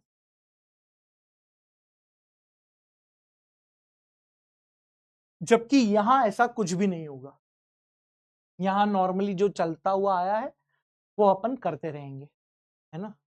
जो नॉर्मली चलता हुआ आया है वो सारी की सारी चीजें हम करते रहेंगे। और सर इसका मतलब है कि यहां पर भी, इसका मतलब है कि यहां पर भी वही चारों चीजें स्टडी करेंगे क्या?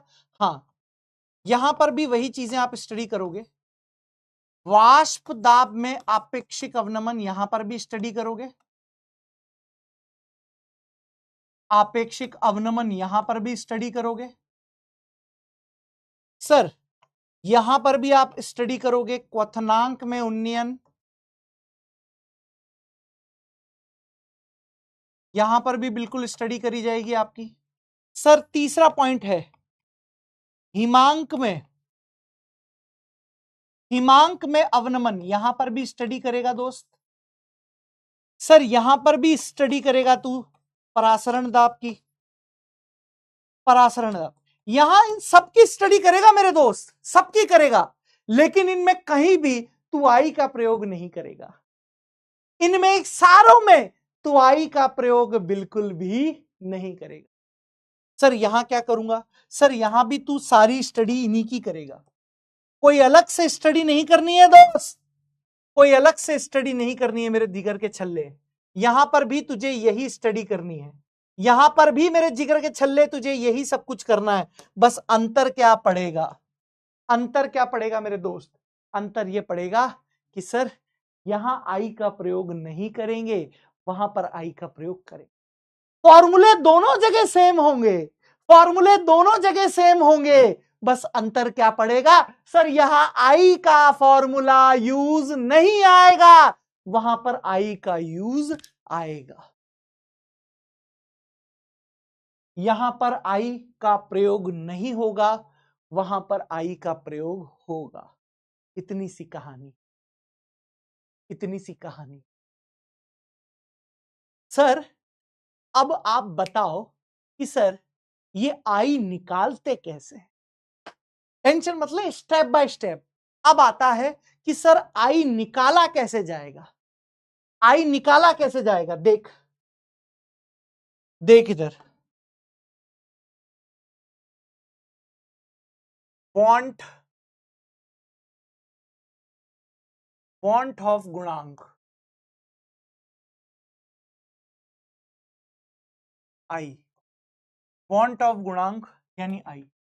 देख मेरे जिगर के छल्ले, देख अब मैं तेरे को कैलकुलेशन बता रहा हूं, अब मैं तेरे को कैलकुलेशन बता रहा हूं, आजा आजा, तेरे को अब मैं कैलकुलेशन बता रहा हूं, वांट ऑफ गुणांक की कैलकुलेशन कैसे है। देखना जरा मेरी बात को यहां पर समझने की कोशिश कर। वांट ऑफ गुणांक, वांट ऑफ गुणांक देख, समझ समझ। Case first, case first, case first.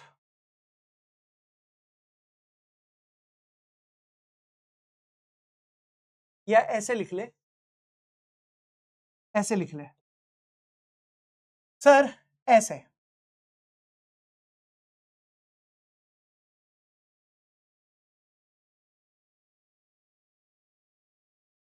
परिभाषा, प्रेक्षित सीपी तथा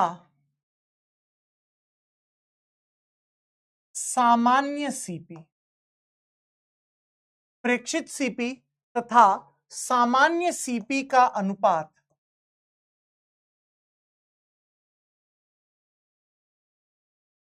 सीपी का मतलब अब आप समझ चुके हो, बड़े हो गए हो। सीपी का मतलब होता है बेटा कॉलिगेटिव प्रॉपर्टी, सीपी का मतलब कॉलिगेटिव प्रॉपर्टी, ठीक है। कि प्रेक्षित सीपी तथा सामान्य सीपी का अनुपात वांट ऑफ गुणांक कहलाता है, वांट ऑफ गुणांक कहलाता है। ठीक है बेटा, प्रेक्षित सीपी तथा सामान्य सीपी का जो अनुपात है वो क्या कहलाता है, वॉन ऑफ गुणांक कहलाता है। ये परिभाषा हो गई, ये तेरे पास परिभाषा हो गई। सर फॉर्मूले की बात करें, अगर फॉर्मूले की बात करूं यहां पर, तो आई बराबर आप लोगों के पास क्या हो गया सर, प्रेक्षित सीपी बटे में सामान्य सीपी। अब देख तू, अब देख, मैं तेरे को डेरिवेशन करा रहा हूं, लेकिन तुझे डेरिवेशन याद करना नहीं है। मैं तुझे डेरिवेशन करा रहा हूं, लेकिन तुझे डेरिवेशन याद करना नहीं है। ये उन बच्चों के लिए है जो नीट के पेपर में, जैसे नीट के पेपर में कई बार क्या होता है कि इस बार के पेपर में क्या हुआ कि डेरिवेशन पूछा गया था ना, पूरा का पूरा डेरिवेशन करवाया गया। कंसेप्ट बिल्ड करने के लिए तेरे लिए डेरिवेशन करा रहा हूं। देख, केस फर्स्ट, फिर ट्रिक भी बताऊंगा, ट्रिक भी बताऊंगा। देख, केस फर्स्ट, केस फर्स्ट, विलय का वियोजन, विलय का वियोजन, विलय का वियोजन, ये लीजिए। केस फर्स्ट आप लोगों के पास यहां पर क्या है बेटा, विलय का वियोजन। जरा देखिए कैसे आप विलय का वियोजन यहां पर कर सकते हो। देख दोस्त, देख, मान ले मान ले तूने ये लिया हुआ एक लवण लिया हुआ है ax by, ax by तेने एक लवण लिया हुआ है। जैसे ही तेने इस लवण को पानी में डाला, यह लवण अपने आयनों में टूटेगा कि नहीं टूटेगा, बिल्कुल टूटेगा। सर ये आयन में इस प्रकार टूटा है, XA प्लस Y, और यहां पर टूटा है YB माइनस X। ठीक है, आपने क्या लिया था, ये डेरिवेशन याद नहीं करना है, ना ना ना ना ना ना ना ना ना, आप में से किसी को ये डेरिवेशन याद नहीं करना है। ये सिर्फ मैं क्यों करा रहा हूं, कंसेप्ट बिल्ड करने के लिए, आपके कंसेप्ट को स्ट्रॉन्ग करने के लिए। डेरिवेशन याद नहीं करना है, जो मैं बताऊंगा फॉर्मूला वही याद करना है, समझ बस। सर ये लवण था, सर इस लवण को मैंने पानी में डाला, और पानी में डालने पर ये किस में टूट गया, एक तो धनायन में और एक ऋणायन में। ठीक है सर। सर प्रारंभ में मुझे बताइए कि अगर मैंने इसके 1 मोल लिए होते, प्रारंभ मैंने इसके 1 मोल लिए होते, प्रारंभ में मोल ये 1 है, तो इनके तो 0 0 है। अरे प्रारंभ में थोड़ी ना उत्पाद बनता है, उत्पाद तो तभी बनेगा ना जब क्रियाकारक क्रिया करेगा। प्रारंभ में मान लीजिए कि क्रियाकारक ने क्रिया करी ही नहीं है, तो उत्पाद बनेंगे कहां से, इसलिए यहां पर 0 0 लिखा गया है। सर अब क्या हुआ, अब कुछ समय पश्चात देखा कि इस क्रियाकारक ने क्रिया करनी शुरू कर दी। कुछ समय पश्चात मैंने क्या देखा कि इस क्रियाकारक ने क्रिया करनी शुरू कर दी, तो आप यहां पर क्या लिखेंगे, कुछ समय पश्चात, कुछ समय बाद। कई कई किताबों में इसको साम्य पर भी लिखा रहता है, कई कई किताबों में यहां पर साम्य भी लिखा रहता है। तो आपने कहा कि सर यहां पर से कुछ वियोजित हो रहा है, वियोजित मतलब टूट रहा है। अब जो टूट रहा है उसको मैंने अल्फा मान लिया, जो टूट रहा है उसको मैंने अल्फा मान लिया। अल्फा मतलब जो वियोजित हो रहा है, जो टूट रहा है। आप एक्स मान सकते हो, जेड मान सकते हो, कुछ भी मान सकते हो, लेकिन किताबों में अल्फा दिया हुआ है इसलिए मैंने अल्फा मान लिया कि जो वियोजित हो रहा है वो क्या है, अल्फा है। अब बेटा यहां पर AXBY का एक अणु है इसलिए अल्फा है। सर इसका कितने अणु मिल रहे हैं, A प्लस वाई के एक्स अणु मिल रहे हैं, तो यहां पर ये बन गया एक्स अल्फा। और B माइनस एक्स के कितने अणु मिल रहे हैं, आपने कहा Y, तो यहां पर आपने लिख दिया Y अल्फा। यानी ये जितना टूटा है उसी के अनुसार ये इतने बना है। डेरिवेशन याद करने की जरूरत बिल्कुल भी नहीं। तो आपने लिखा साम्य पर कुल मोल कितने हैं? साम्य पर कुल मोल कितने? आपने कहा 1 माइनस अल्फा प्लस यहां पर x alpha plus y alpha. साम्य पर कुल मोल कितने की है? 1 minus alpha plus x alpha plus y alpha. Sir 1 minus alpha तो ऐसे का ऐसे ही रखा। सर यहां पर कॉमन आ रहा है हम लोगों के पास अल्फा, एक्स अल्फा और वाई अल्फा में क्या ले लिया बेटा मैंने? अल्फा ले लिया। तो यहां बच रहा है एक्स प्लस वाई। यहां पर क्या बच रहा है बेटा? X plus y. इसका मतलब सर आपने यहां पर लिख दिया 1 माइनस अल्फा प्लस, अब x प्लस वाई की जगह मैंने एक शब्द ले लिया n alpha. x plus y की जगह मैंने यहां पर क्या लिख दिया? एन। अभी शांति रख। x प्लस वाई की जगह मैंने क्या लिख दिया? एन लिख दिया। शांति रख। अभी पूरा डेरिवेशन तेरे को याद नहीं करना है, सिर्फ जो बताऊंगा वो याद करना है। ठीक है सर, अगली स्टेप में क्या लिखोगे? अगली स्टेप में क्या लिखोगे? तो भैया ये जो साम्य पर कुल मोल निकले हैं, ये जो साम्य पर कुल मोल निकले हैं दोस्त, ये है तेरे पास प्रेक्षित सीपी। ये क्या है तेरे पास? प्रेक्षित सीपी। और जो आपने प्रारंभिक मोल लिए थे, जो आपने प्रारंभिक मोल लिए थे, ये क्या थी बेटा आप लोगों के पास? सामान्य सीपी। ये क्या थी बेटा आपके पास? सामान्य सीपी।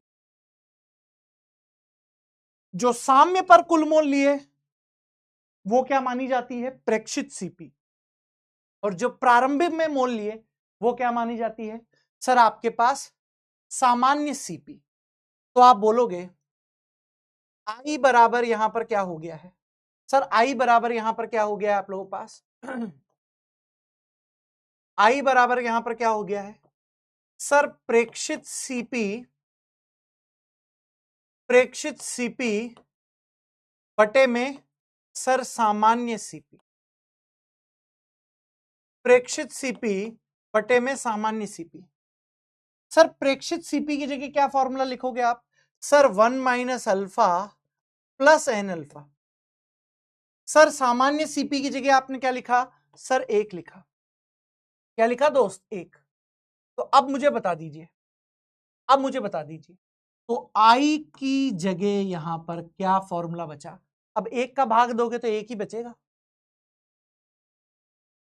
ये लीजिए, यानी सर हमें जो याद करना था, ये डेरिवेशन याद नहीं करना था, ये फॉर्मूला हम लोगों को ध्यान करना। ये डेरिवेशन हमें याद नहीं करना था। सर जब भी विलय का वियोजन होगा सर ये फॉर्मूला याद आएगा। अभी मैं कराऊंगा सवाल आपसे।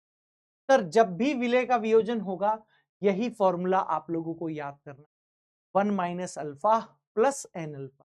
जहां पर क्या है? आई बराबर आप लोगों को पास है बेटा वॉन्ट ऑफ गुणांक। आई बराबर आप लोगों को पास सर वॉन्ट ऑफ गुणांक है। सर अल्फा है बेटा आप लोगों को पास विलय के वियोजन की मात्रा या वियोजन की मात्रा।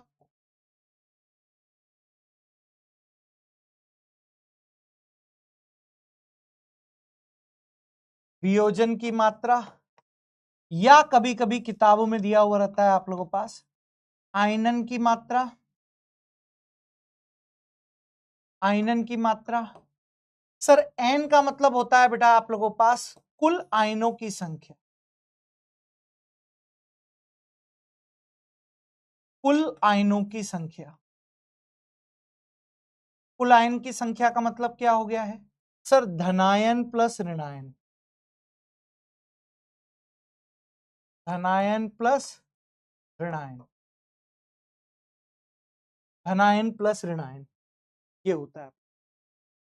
अभी सब कुछ समझा रहा हूं देख। धनायन प्लस ऋणायन, अभी सब कुछ समझा रहा हूं देख। शांति बनाए रख, शांति बनाए रख, सब कुछ समझाऊंगा तेरे को, सब कुछ। सर अब एग्जाम्पल से समझाओ जरा। जरा एग्जाम्पल से समझो। देख इधर, देख इधर, NaCl के लिए, NaCl के लिए वॉन्टॉफ गुणांक, वॉन्टॉफ गुणांक I की गणना कीजिए।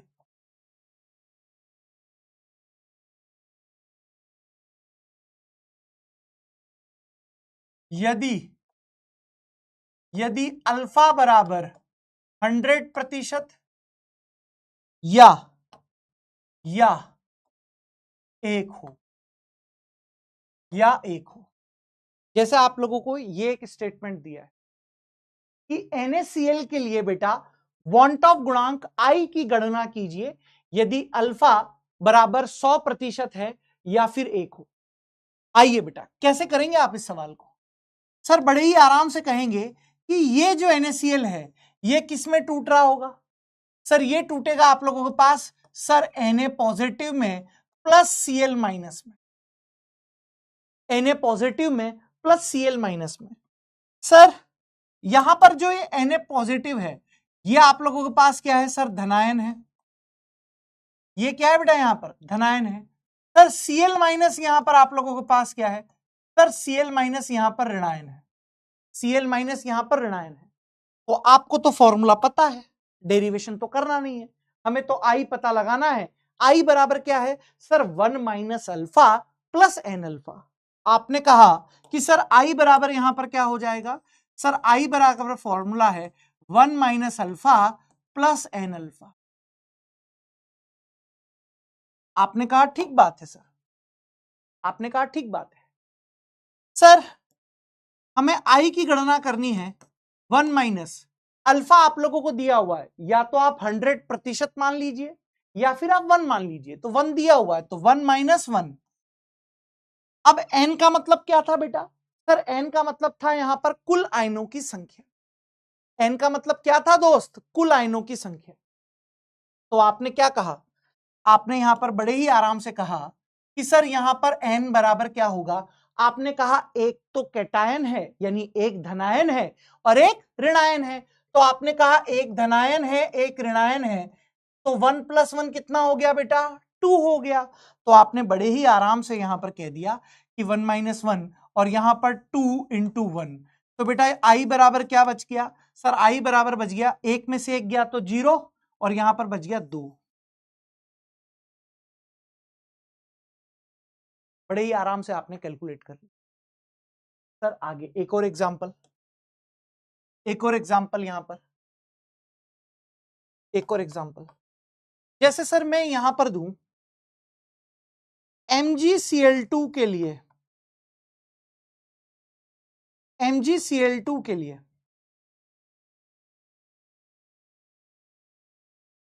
वॉन्ट ऑफ, MgCl2 के लिए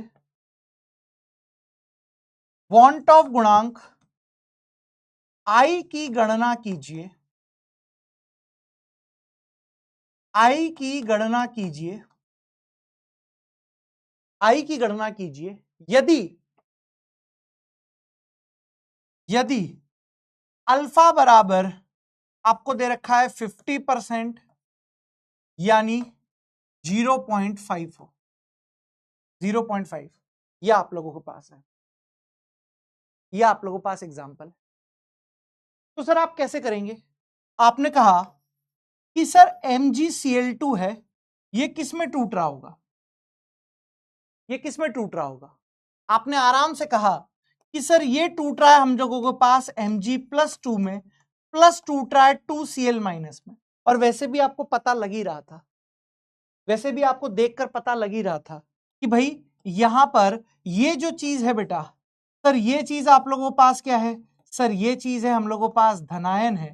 सर ये जो चीज है, सर ये चीज हम लोगों के पास क्या है? सर ऋणायन है। Mg+2 बेटा आप लोगों के पास धनायन है और Cl माइनस बेटा आप लोगों के पास ऋणायन है।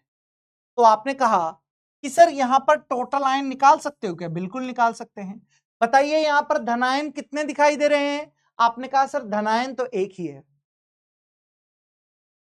आपने कहा सर ऋणायन कितना दिखाई दे रहा है, आपने कहा सर ऋणायन यहां पर 2 है, तो नंबर ऑफ टोटल आयन तो मैंने निकाल लिए सर यहां पर 3, पहला काम हो गया। सर आई का फॉर्मूला आप सभी को पता है बेटा, आई का फॉर्मूला बेटा आप सभी को पता है sir 1 minus alpha plus N alpha. I का फॉर्मूला बेटा हम सबको पता है 1 minus alpha plus N alpha, तो आप बड़े ही आराम से यहां पर निकाल लेंगे। बताइए सर अल्फा की वैल्यू आप लोगों को क्वेश्चन में दे रखी है 0.5, तो आपने कहा 1 minus 0.5 plus 1 minus 0.5 plus n की जगह 3 आ गया और अल्फा की जगह 0.5 आ गया, क्या करोगे 1 में से 0.5 गया तो 0.5, सर 3 को 0.5 से गुणा किया तो 1.5, तो बेटा 0.5 प्लस 1.5 कितना आ गया बेटा, आई की वैल्यू आप लोगों के पास आ गई है 2। इस तरीके से निकाली जाएगी, एकदम आसान, एकदम आसान है दोस्त। ठीक है सर, सर एक और सवाल उसके बाद हम आगे बढ़ पाएंगे। एक और सवाल थोड़ा सा अच्छा लेवल का देता हूं, जैसे मैंने ये बोल दिया Al2SO4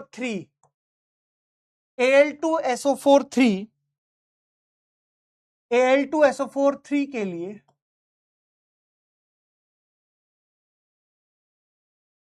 वांट ऑफ गुणांक क्या रहेगा,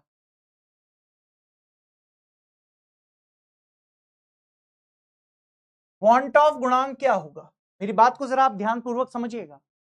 Al2SO4 के लिए वांट ऑफ गुणांक क्या होगा यदि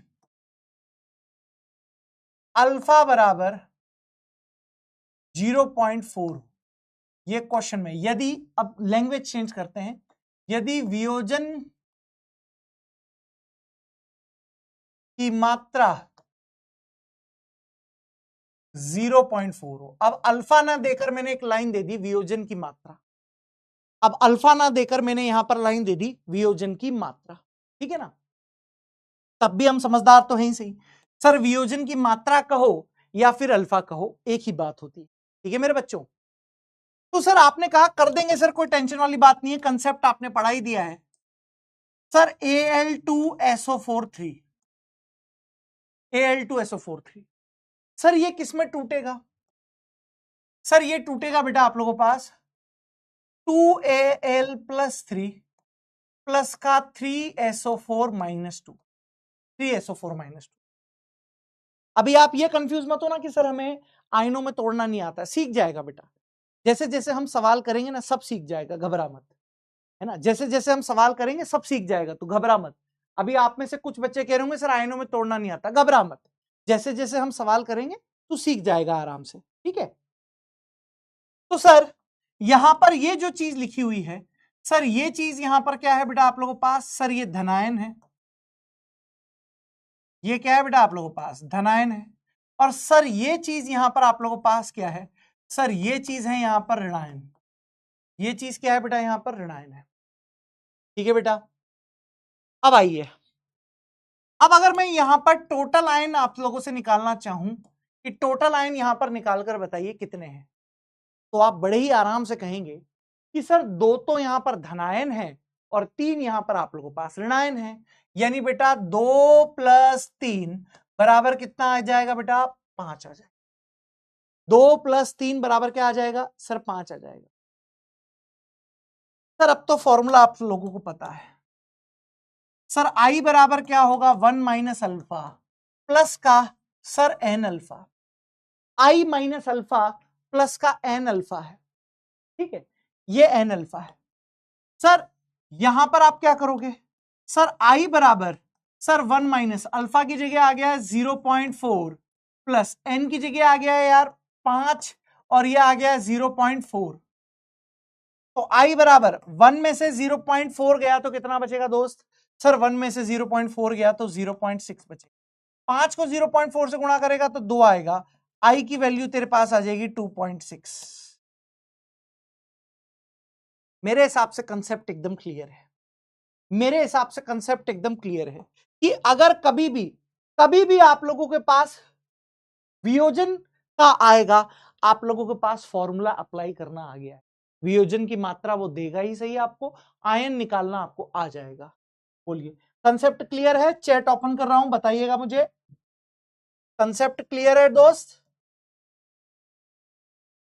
कंसेप्ट क्लियर है? चैट ओपन कर रहा हूं, बता दीजिए मुझे कंसेप्ट क्लियर है? Yes, B option no. Concept clear है? एक बार बता दीजिए। सी ऑप्शन समथिंग समथिंग, और बोलो बोलो something something. And D option sir नाच के दिखाओ,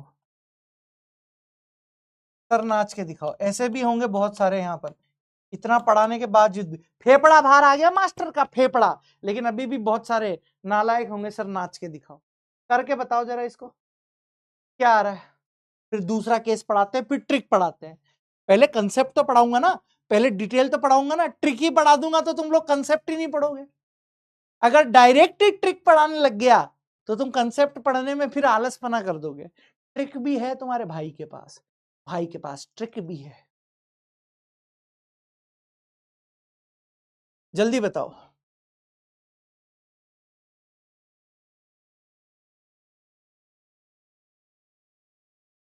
बहुत मेहनत करते हैं भाई तुम्हारे लिए, बहुते मेहनत करते हैं हम, बहुते। तुम नहीं समझोगे हमारी में। मेरे अंदर एक वो आग है कि सारा हिंदी मीडियम से एक रैंक आ जाए टॉप 10 के अंदर, जला के राख कर दूंगा पूरी दुनिया। ये रैंक लाने के लिए ही आग है मेरे अंदर। एक बेताबी है, बेताबी मेरे अंदर, पागल हूं मैं, पागल। रैंक लानी है मुझे बस टॉप 10 के अंदर। सिलेक्शन की तो चिंता ही नहीं है मुझे, सिलेक्शन तो हम खूब कराते हैं। पागलपन है रैंक लाने का, लड़ाई है रैंक की। बार रैंक आ जाए आग लगा दूंगा मैं, आग। 90% बिल्कुल एकदम क्लियर है। ये 4% कौन है नालायक? 4% कौन है नालायक? ये 4% नालायक कौन है इस धरती पे? बट ससुर का नाती। चलिए पहला केस आप लोगों को हो गया। केस सेकंड क्या है? केस सेकंड चैटिंग में फिर शुरू हो गए, फिर शुरू हो गए नालायक हैं। तूतली बम कहीं का, आग लगा दूंगा किसी दिन। हाँ भाई, हाँ ये तो हो गया।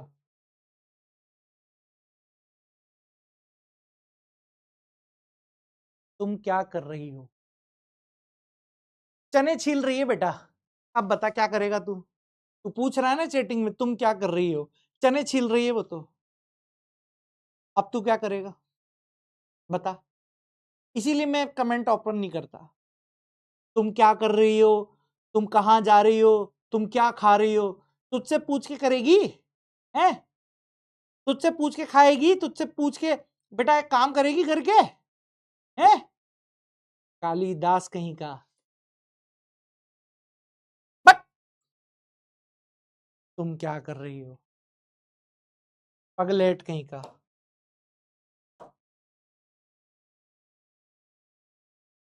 चलिए केस 2 देखो, केस 2, केस 2 देखिए। इसीलिए मैं ओपन नहीं करता चैट, मुझे पता आदत से मजबूर हो, इसीलिए चैट ओपन नहीं करता मैं। मुझे पता आदत से मजबूर हो। देखो भाई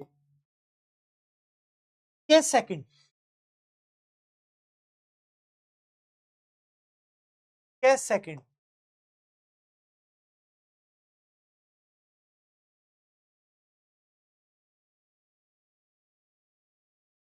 विलय कणों का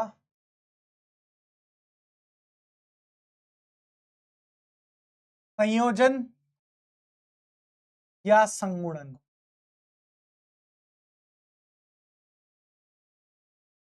विलय कणों का संयोजन या फिर संगुणन।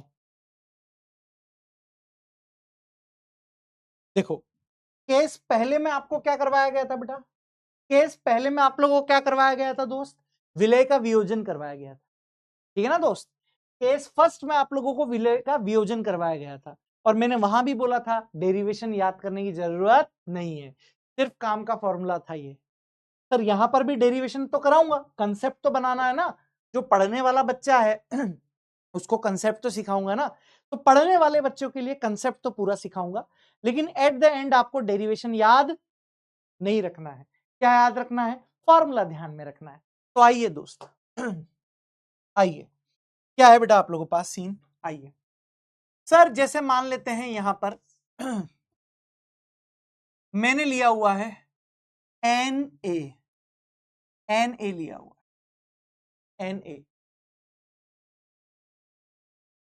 NA लिया हुआ सर, बहुत छोटे छोटे ए मिलकर, ये कैसे, ये छोटू ए छोटू ए छोटू ए छोटू ए छोटू ए छोटू ए छोटू ए छोटू ए छोटू ए, ऐसे मैंने बहुत सारे ए लिए हुए हैं। एन का मतलब है बहुत सारे, ये बहुत सारे चुन्नू मुन्नू ए मिलकर क्या बना देंगे, एक मोटू ए बना देंगे। यानी बहुत सारे छोटे छोटे विलय जुड़कर एक बड़ा मॉलिक्यूल बना रहे हैं कि नहीं बना रहे, तो उसी को बोला जाता है संयोजन या फिर संगुणन। मतलब छोटू छोटू मिलकर मोटू बना देते हैं, छोटू छोटू मिलकर मोटू बना देते हैं, तो उसको बोला जाता है बेटा संयोजन या फिर संगुणन।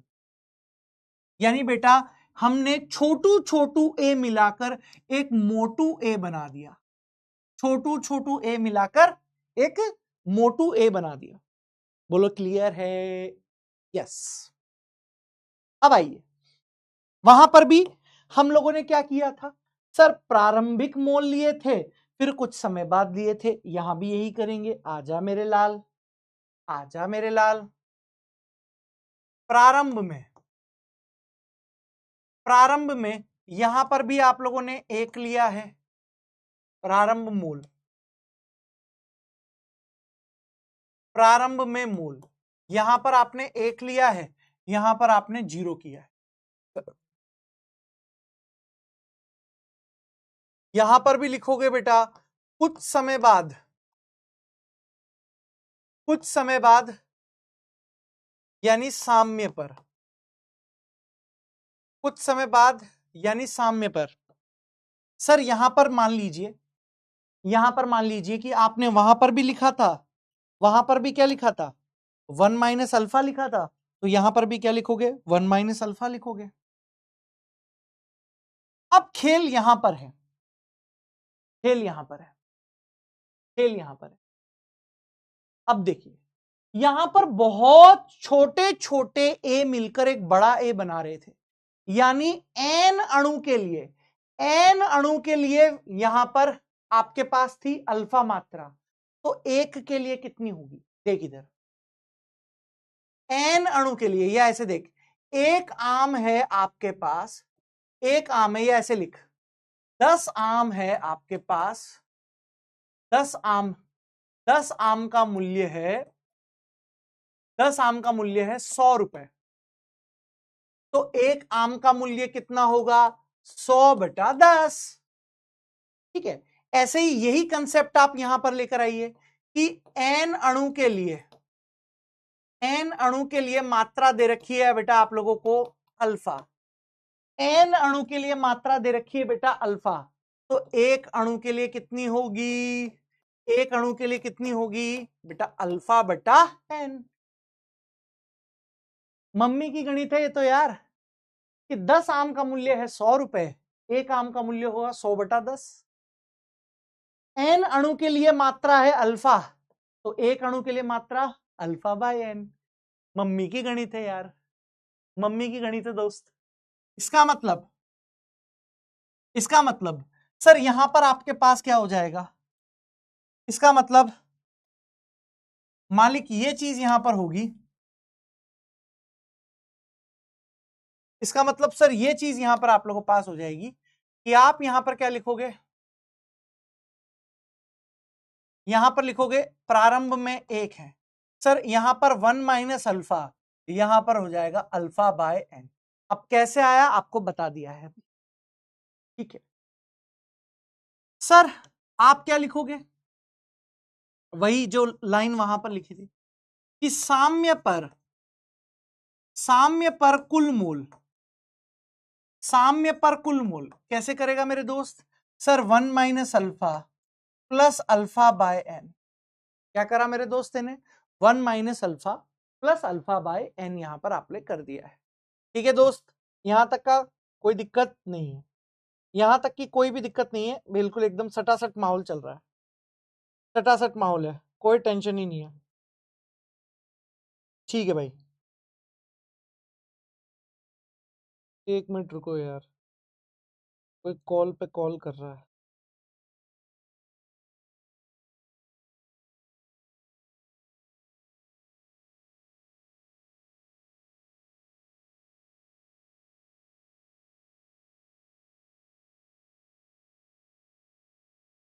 हम्म।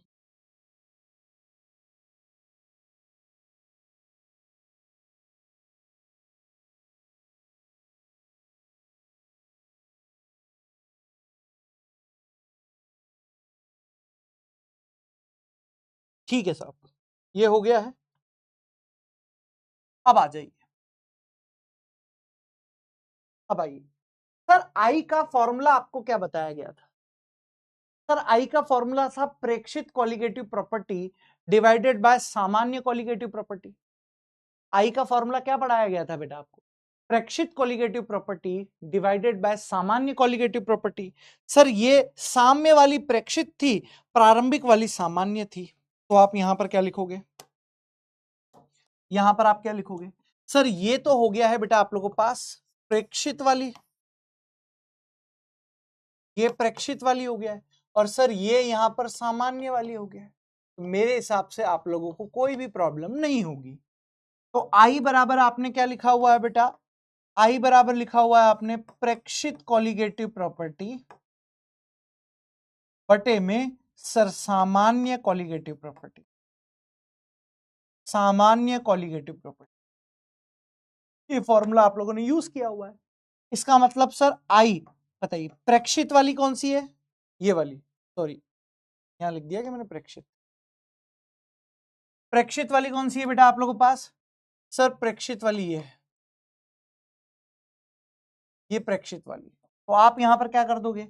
Sir 1 minus alpha plus alpha by n बटे में 1, तो आप यहां से आई का फॉर्मूला यहां पर हो गया 1 minus alpha plus alpha by n, 1 minus alpha plus alpha by N.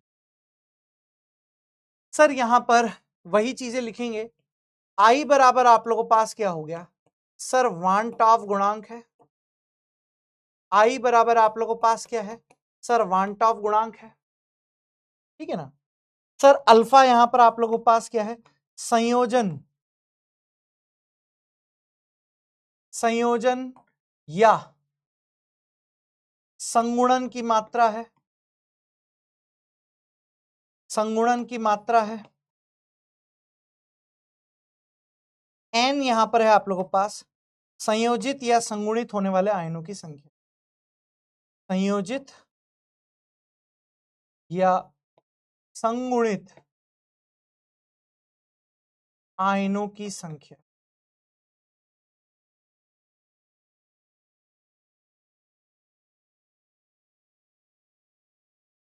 ये है बेटा,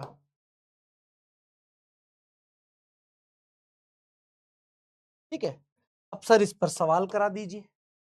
बिल्कुल बेटा, देख इस पर सवाल समझ, इस पर सवाल समझ कैसे आप लोगों से पूछा जा सकता। देख एग्जाम्पल लिख रहा हूं, देख बेटा डिटेल से करूंगा, एक एक चीज कराऊंगा तेरे डिटेल से। देख सवाल देख, यदि यदि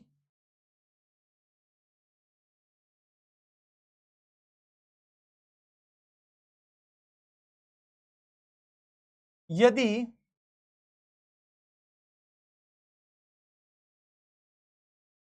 एसिटिक अम्ल, एसिटिक अम्ल द्विलक, द्विलक के रूप में उपस्थित है, यदि एसिटिक अम्ल द्विलक के रूप में उपस्थित है एवं एवं संगुणित होने की मात्रा 0.4 है तो आई होगा, तो आई होगा। जैसे ये सवाल आप लोगों को दे दिया, ठीक है, जैसे ये सवाल यहां पर आप लोगों को दे दिया। अभी आप समझिएगा, अभी आप ध्यानपूर्वक समझिएगा, यहां पर क्या करोगे, देखो साफ साफ शब्दों को आप पकड़ने की कोशिश कीजिएगा।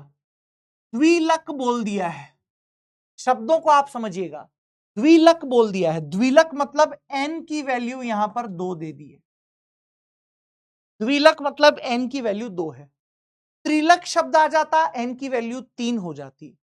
चतुर्लक शब्द आ जाता, n की वैल्यू 4 हो जाती। पंचलक शब्द आ जाता, n की वैल्यू 5 हो जाती।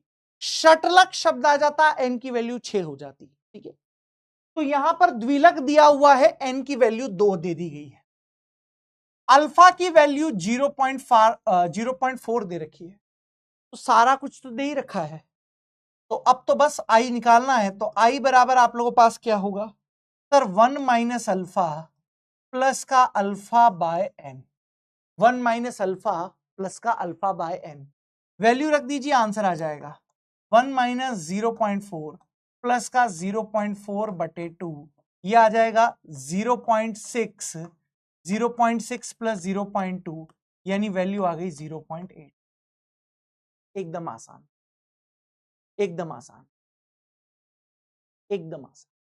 सर एक सवाल और, मजा आ गया सर, आज मजा आ गया सर। सर देखिए, यदि यदि एक यौगिक, यदि एक यौगिक त्रिलक के रूप में उपस्थित है, त्रिलक के रूप में उपस्थित है, यदि एक यौगिक त्रिलक के रूप में उपस्थित है एवं एवं उस यौगिक के लिए, एवं उस यौगिक के लिए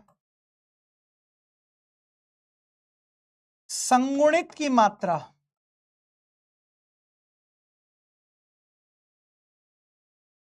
0.6 है तो आई होगा, तो आई होगा। जैसे ये लैंग्वेज आपको दे, तो घबराने की बिल्कुल भी जरूरत नहीं है दोस्त, घबराने की बिल्कुल भी जरूरत नहीं है। आपने कहा मैंने शब्द पकड़ लिया, आपने कहा मैंने शब्द पकड़ लिया, शब्द लिखा हुआ है बेटा यहां पर त्रिलक, शब्द यहां पर क्या लिखा हुआ है बेटा, त्रिलक लिखा हुआ है। तो जैसे ही आपने यहां पर त्रिलक शब्द लिखा, तो त्रिलक का मतलब आप समझ गए कि n की वैल्यू यहां पर 3 है, n की वैल्यू 3 है। अल्फा यहां पर आप लोगों को दिया हुआ है कितना है, 0.6 है। तो आपने कहा बेटा आई बराबर यहां पर हो जाएगा 1 minus alpha plus alpha by n. यहां पर क्या हो जाएगा बेटा आप लोगों के पास 1 माइनस अल्फा प्लस का अल्फा बाय एन, यानी आप बड़े ही आराम से यहां पर लिखेंगे आई बराबर सर 1 माइनस 0.6 प्लस का 0.6 बटे में यहां पर 3 करना है, बस हो गया। ये 0.4 बचेगा, यहां पर ये 0.2 बचेगा, ये 0.6 आ जाएगा। ये लीजिए, ये आप लोगों के सामने पूरा का पूरा मैंने कर दिया, पूरा का पूरा कर दिया। एकदम आसान, एकदम आसान। तो सर क्या हमें ये पूरा डेरिवेशन याद करना, ना जी ना, बिल्कुल ना। फॉर्मूला किस लिए लिखा है सर, आपने सब कुछ करा दिया, विलय का संयोजन करा दिया और ये भी करा दिया, लेकिन सर अब एग्जाम में क्या है सर, हम लोग क्या है थोड़े आलसी हो गए सर, आलसी हो गए। आपने ट्रिक की ऐसी आदत डाली हुई है कि सर आलसी हो गए हम लोग। जैसे राउल्ट के लॉ में भी आपने पूरा का पूरा डेरिवेशन कराया था, लेकिन हम आलसी थे सर। आपने हमको फॉर्मूले की प्रैक्टिस कराई और धमाधम क्वेश्चन कराए। क्या आप यहां भी यही कराओगे? बिल्कुल यहां भी यही कराऊंगा, बिल्कुल क्वेश्चन प्रैक्टिस दमादम चलेगी अपने राज में। तो सर क्या इसकी ट्रिक बता दोगे? ले ले ट्रिक, वांट ऑफ गुणांक, वांट ऑफ गुणांक। देख ले भाई, आज के बाद आज के बाद तेरे पास वांट ऑफ गुणांक क्या रहेगा देख ले। वांट ऑफ गुणांक देख ले इधर। सर एक रहेगा प्रबल विद्युत अपघट्य के लिए, ले काम ही खत्म तेरा। प्रबल विद्युत अपघट्य के लिए एक रहेगा तेरे पास विद्युत अनपघट्य के लिए,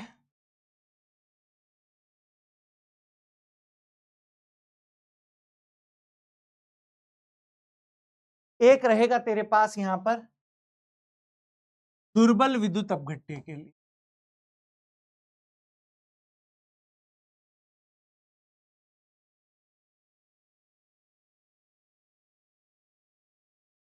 दुर्बल विद्युत अपघट्य के लिए सर ये क्या होते हैं क्या नहीं होते हैं बताने का कष्ट करेंगे क्या? बिल्कुल बताएंगे दोस्त, पैसा दिया है तेने, कैसे नहीं बताएंगे, बिल्कुल बताएंगे। देख जरा, प्रबल विद्युत अपघट्य क्या होते हैं, विद्युत अनपघट्य क्या होते हैं, और दुर्बल विद्युत अपघट्य क्या होते हैं। देख एक एक चीज तेरे लिए, एक एक चीज बेटा डिटेल से। सर प्रबल विद्युत अपघट्य का मतलब होता है ऐसे लवण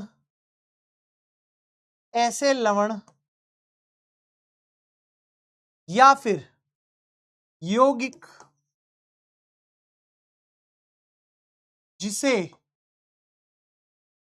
जिसे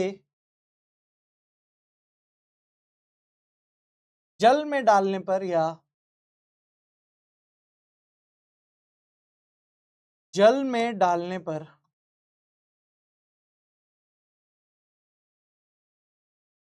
पूर्ण तरह से, यानी पूरी तरीके से, पूर्ण तरीके से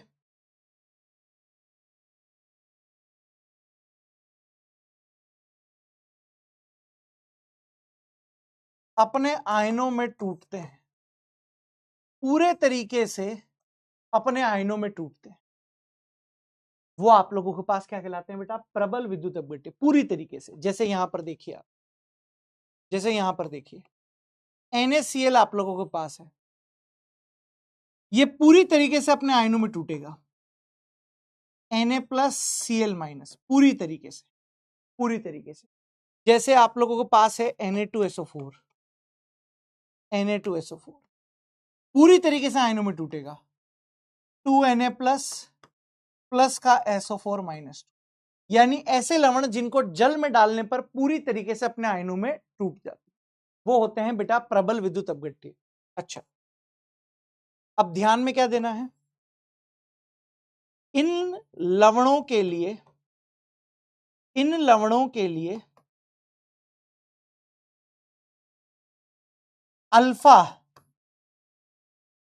अल्फा का मान 100% या 1 होता है, ये क्या होता है बेटा आप लोगों के पास? 1 होता है। यह हो गया बेटा आप लोगों के पास प्रबल विद्युत अपघट्य। क्या हो गया बेटा? प्रबल विद्युत अपघट्य। ठीक है, ये हो गया। आपको क्वेश्चन में दिया हुआ रहेगा, आपको घबराने की जरूरत नहीं है कि प्रबल विद्युत अपघट्य। प्रबल विद्युत अपघट्य की पहचान कैसे करोगे? सर वहां पर अल्फा का मान या तो 100% दिया हुआ रहेगा या फिर 1 दिया हुआ रहेगा। सर हमें पता कैसे चलेगा कि क्वेश्चन में प्रबल विद्युत अपघट्य के बारे में बोला गया है? या तो आपके पास अल्फा का मान 100 दे रखा होगा या फिर 1 दे रखा होगा। सर विद्युत अनपघट्य मतलब क्या होते हैं? विद्युत अनपघट्य मतलब क्या होते हैं? सर ऐसे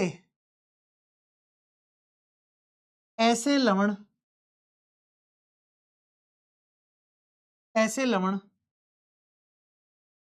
या यौगिक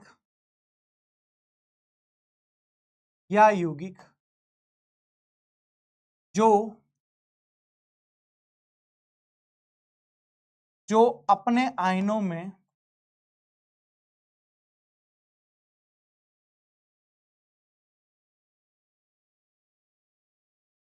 टूटते ही नहीं है, अपने आयनों में टूटते ही नहीं है, अपने आयनों में टूटते ही नहीं है। ठीक है, विद्युत अनपघट्य कहलाते हैं।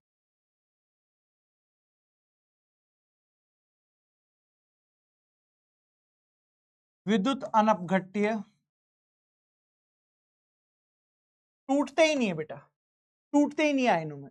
और जब आयनों में टूटते ही नहीं है तो ना तो हम वियोजन वाला फॉर्मूला लगा सकते हैं, ना ही बेटा संयोजन वाला फॉर्मूला लगा सकते हैं, ना ही वियोजन वाला और ना ही संयोजन वाला।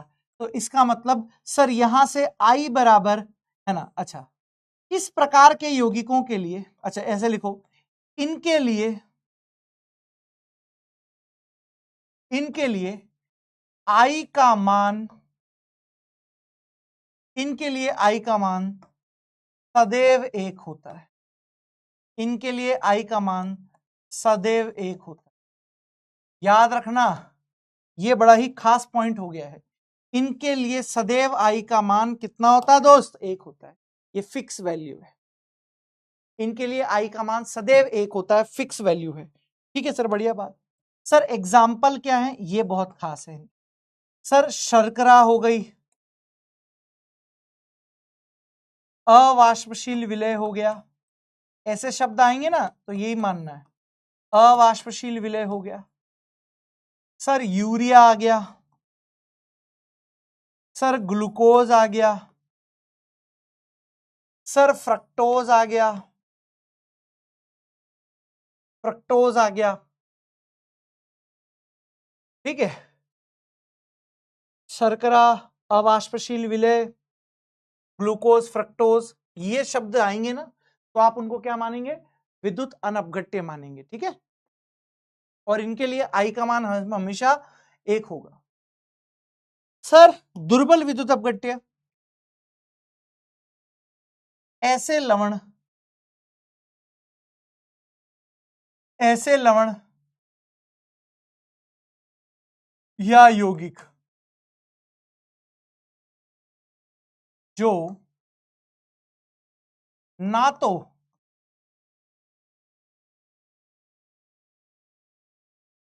पूरी तरह से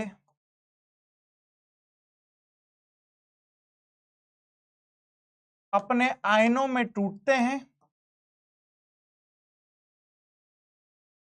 और ना ही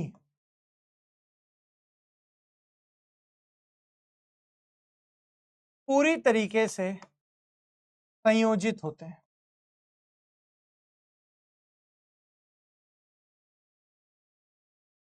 ना तो पूरी तरीके से अपने आयनों में टूटेंगे और ना ही पूरी तरीके से बेटा संयोजित होंगे। अब इसके 2 केस आप लोगों को लिखवाए गए हैं, इसके 2 केस यहां पर लिखवाए गए हैं, वियोजन और संगुणन या संयोजन। संगुणन या संयोजन। सर वियोजन में क्या फॉर्मूला लगाया था आपने? I बराबर फॉर्मूला लगा था 1 minus alpha plus N alpha. और सर यहां पर 1 माइनस अल्फा, ये आपको ध्यान में रखना है।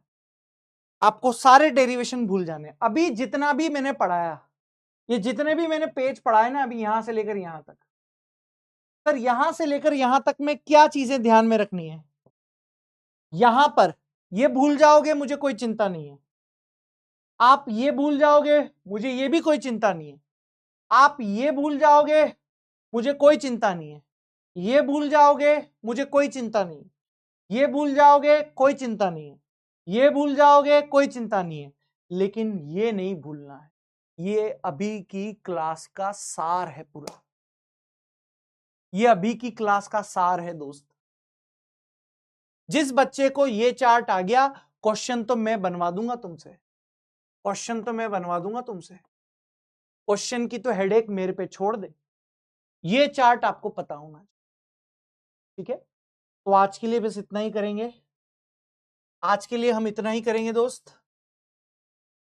आज के लिए हम इतना ही करेंगे, आज के लिए मैं इतना ही करेंगे। ठीक है, घर पे बैठ के ये चार्ट पढ़ना, घर पे बैठ के ये चार्ट पढ़ना और इस पर बेस्ड क्वेश्चन की मैं आपको दे रहा हूं प्रैक्टिस। देखो मैं लाया इतने सारे था, देखो ना मैं इतने सारे क्वेश्चन लाया था आप लोगों को कराने के लिए, इतने सारे क्वेश्चन में लाया था आप लोगों के लिए, लेकिन हम कल करेंगे ये सारे क्वेश्चन मैं कल कराऊंगा आपको। देखो कितने सारे क्वेश्चन लेकर आया था, तो ये सारे क्वेश्चन अपन कल करेंगे, ठीक है दोस्तों। घबराने की जरूरत नहीं, क्वेश्चन मेरे ऊपर छोड़ दो, लेकिन एक बार ये समझाना था इसलिए आप लोगों को ये कर दिया। अच्छा, होमवर्क, होमवर्क में क्या क्या करना है आपको वो एक बार देख लेते हैं। होमवर्क में क्या क्या करना है वो आप देख लीजिए, होमवर्क में क्या क्या करना है वो आप देख लीजिए।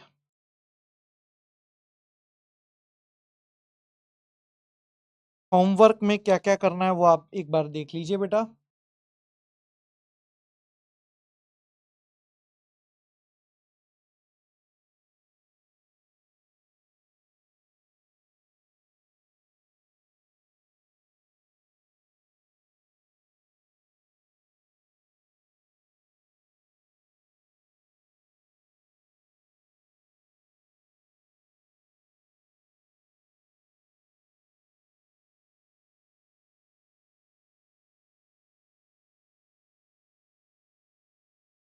PW मॉड्यूल आपके पास हैं तो बहुत शानदार बात है, और नहीं है तो कोशिश कीजिए कि आप ले लें। सस्ते मॉड्यूल हैं, अच्छे मॉड्यूल हैं, शानदार मॉड्यूल्स हैं। अच्छा, कौन से क्वेश्चन करने हैं आपको वो मैं बता देता हूं। एक्सरसाइज फर्स्ट में, एक्सरसाइज फर्स्ट में 56 से लेकर 68 तक तो आप लोगों ने कर ही लिया होगा। इसके अलावा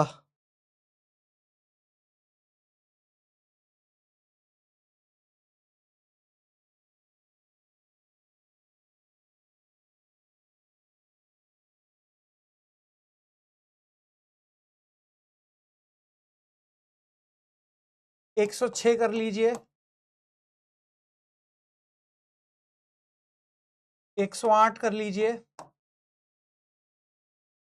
110 कर लीजिए, 115 कर लीजिए, ठीक है। ये आप लोगों के पास, ठीक है बच्चों। तो आज हम लोगों ने क्या क्या कर लिया है, आज हम लोगों ने वांट ऑफ गुणांक भी पढ़ लिया, ठीक है। वांट ऑफ गुणांक, कल हम लोग अणुसंख्यक गुणधर्म के आगे की बात करेंगे और आप लोगों से बात करेंगे, ठीक है मेरे दोस्तों। आप लोगों का बहुत बहुत धन्यवाद, और आपके प्रेम और स्नेह के लिए मैं सदा आपसे आभारी रहूंगा। और जाते जाते आपकी तारीफ में, आज आप बहुत अच्छे से पढ़े हो, जाते जाते आपकी तारीफ में, जाते जाते आपकी तारीफ में दो शब्द कहना चाहूंगा, है ना। जाते जाते आपकी तारीफ में दो शब्द कहना चाहूंगा, ठीक है। जाते जाते आपकी तारीफ में, जब किसी इंसान की, जब किसी इंसान की बुझी हुई समा भी जल सकती है, जब किसी इंसान की बुझी हुई समा भी जल सकती है, तूफानों से कश्ती भी निकल सकती है, होके मायूस ना अपने इरादे बदल, होके मायूस ना अपने इरादे बदल, क्या पता तेरी किस्मत भी बदल सकती, क्या पता तेरी किस्मत भी बदल सकती। तो बस आप लोगों को मेहनत करनी है सही डायरेक्शन में, डिसिप्लिन के साथ, बाकी मुझ पे छोड़ दो और ईश्वर पे छोड़ दो, आपका सिलेक्शन पक्का। धन्यवाद।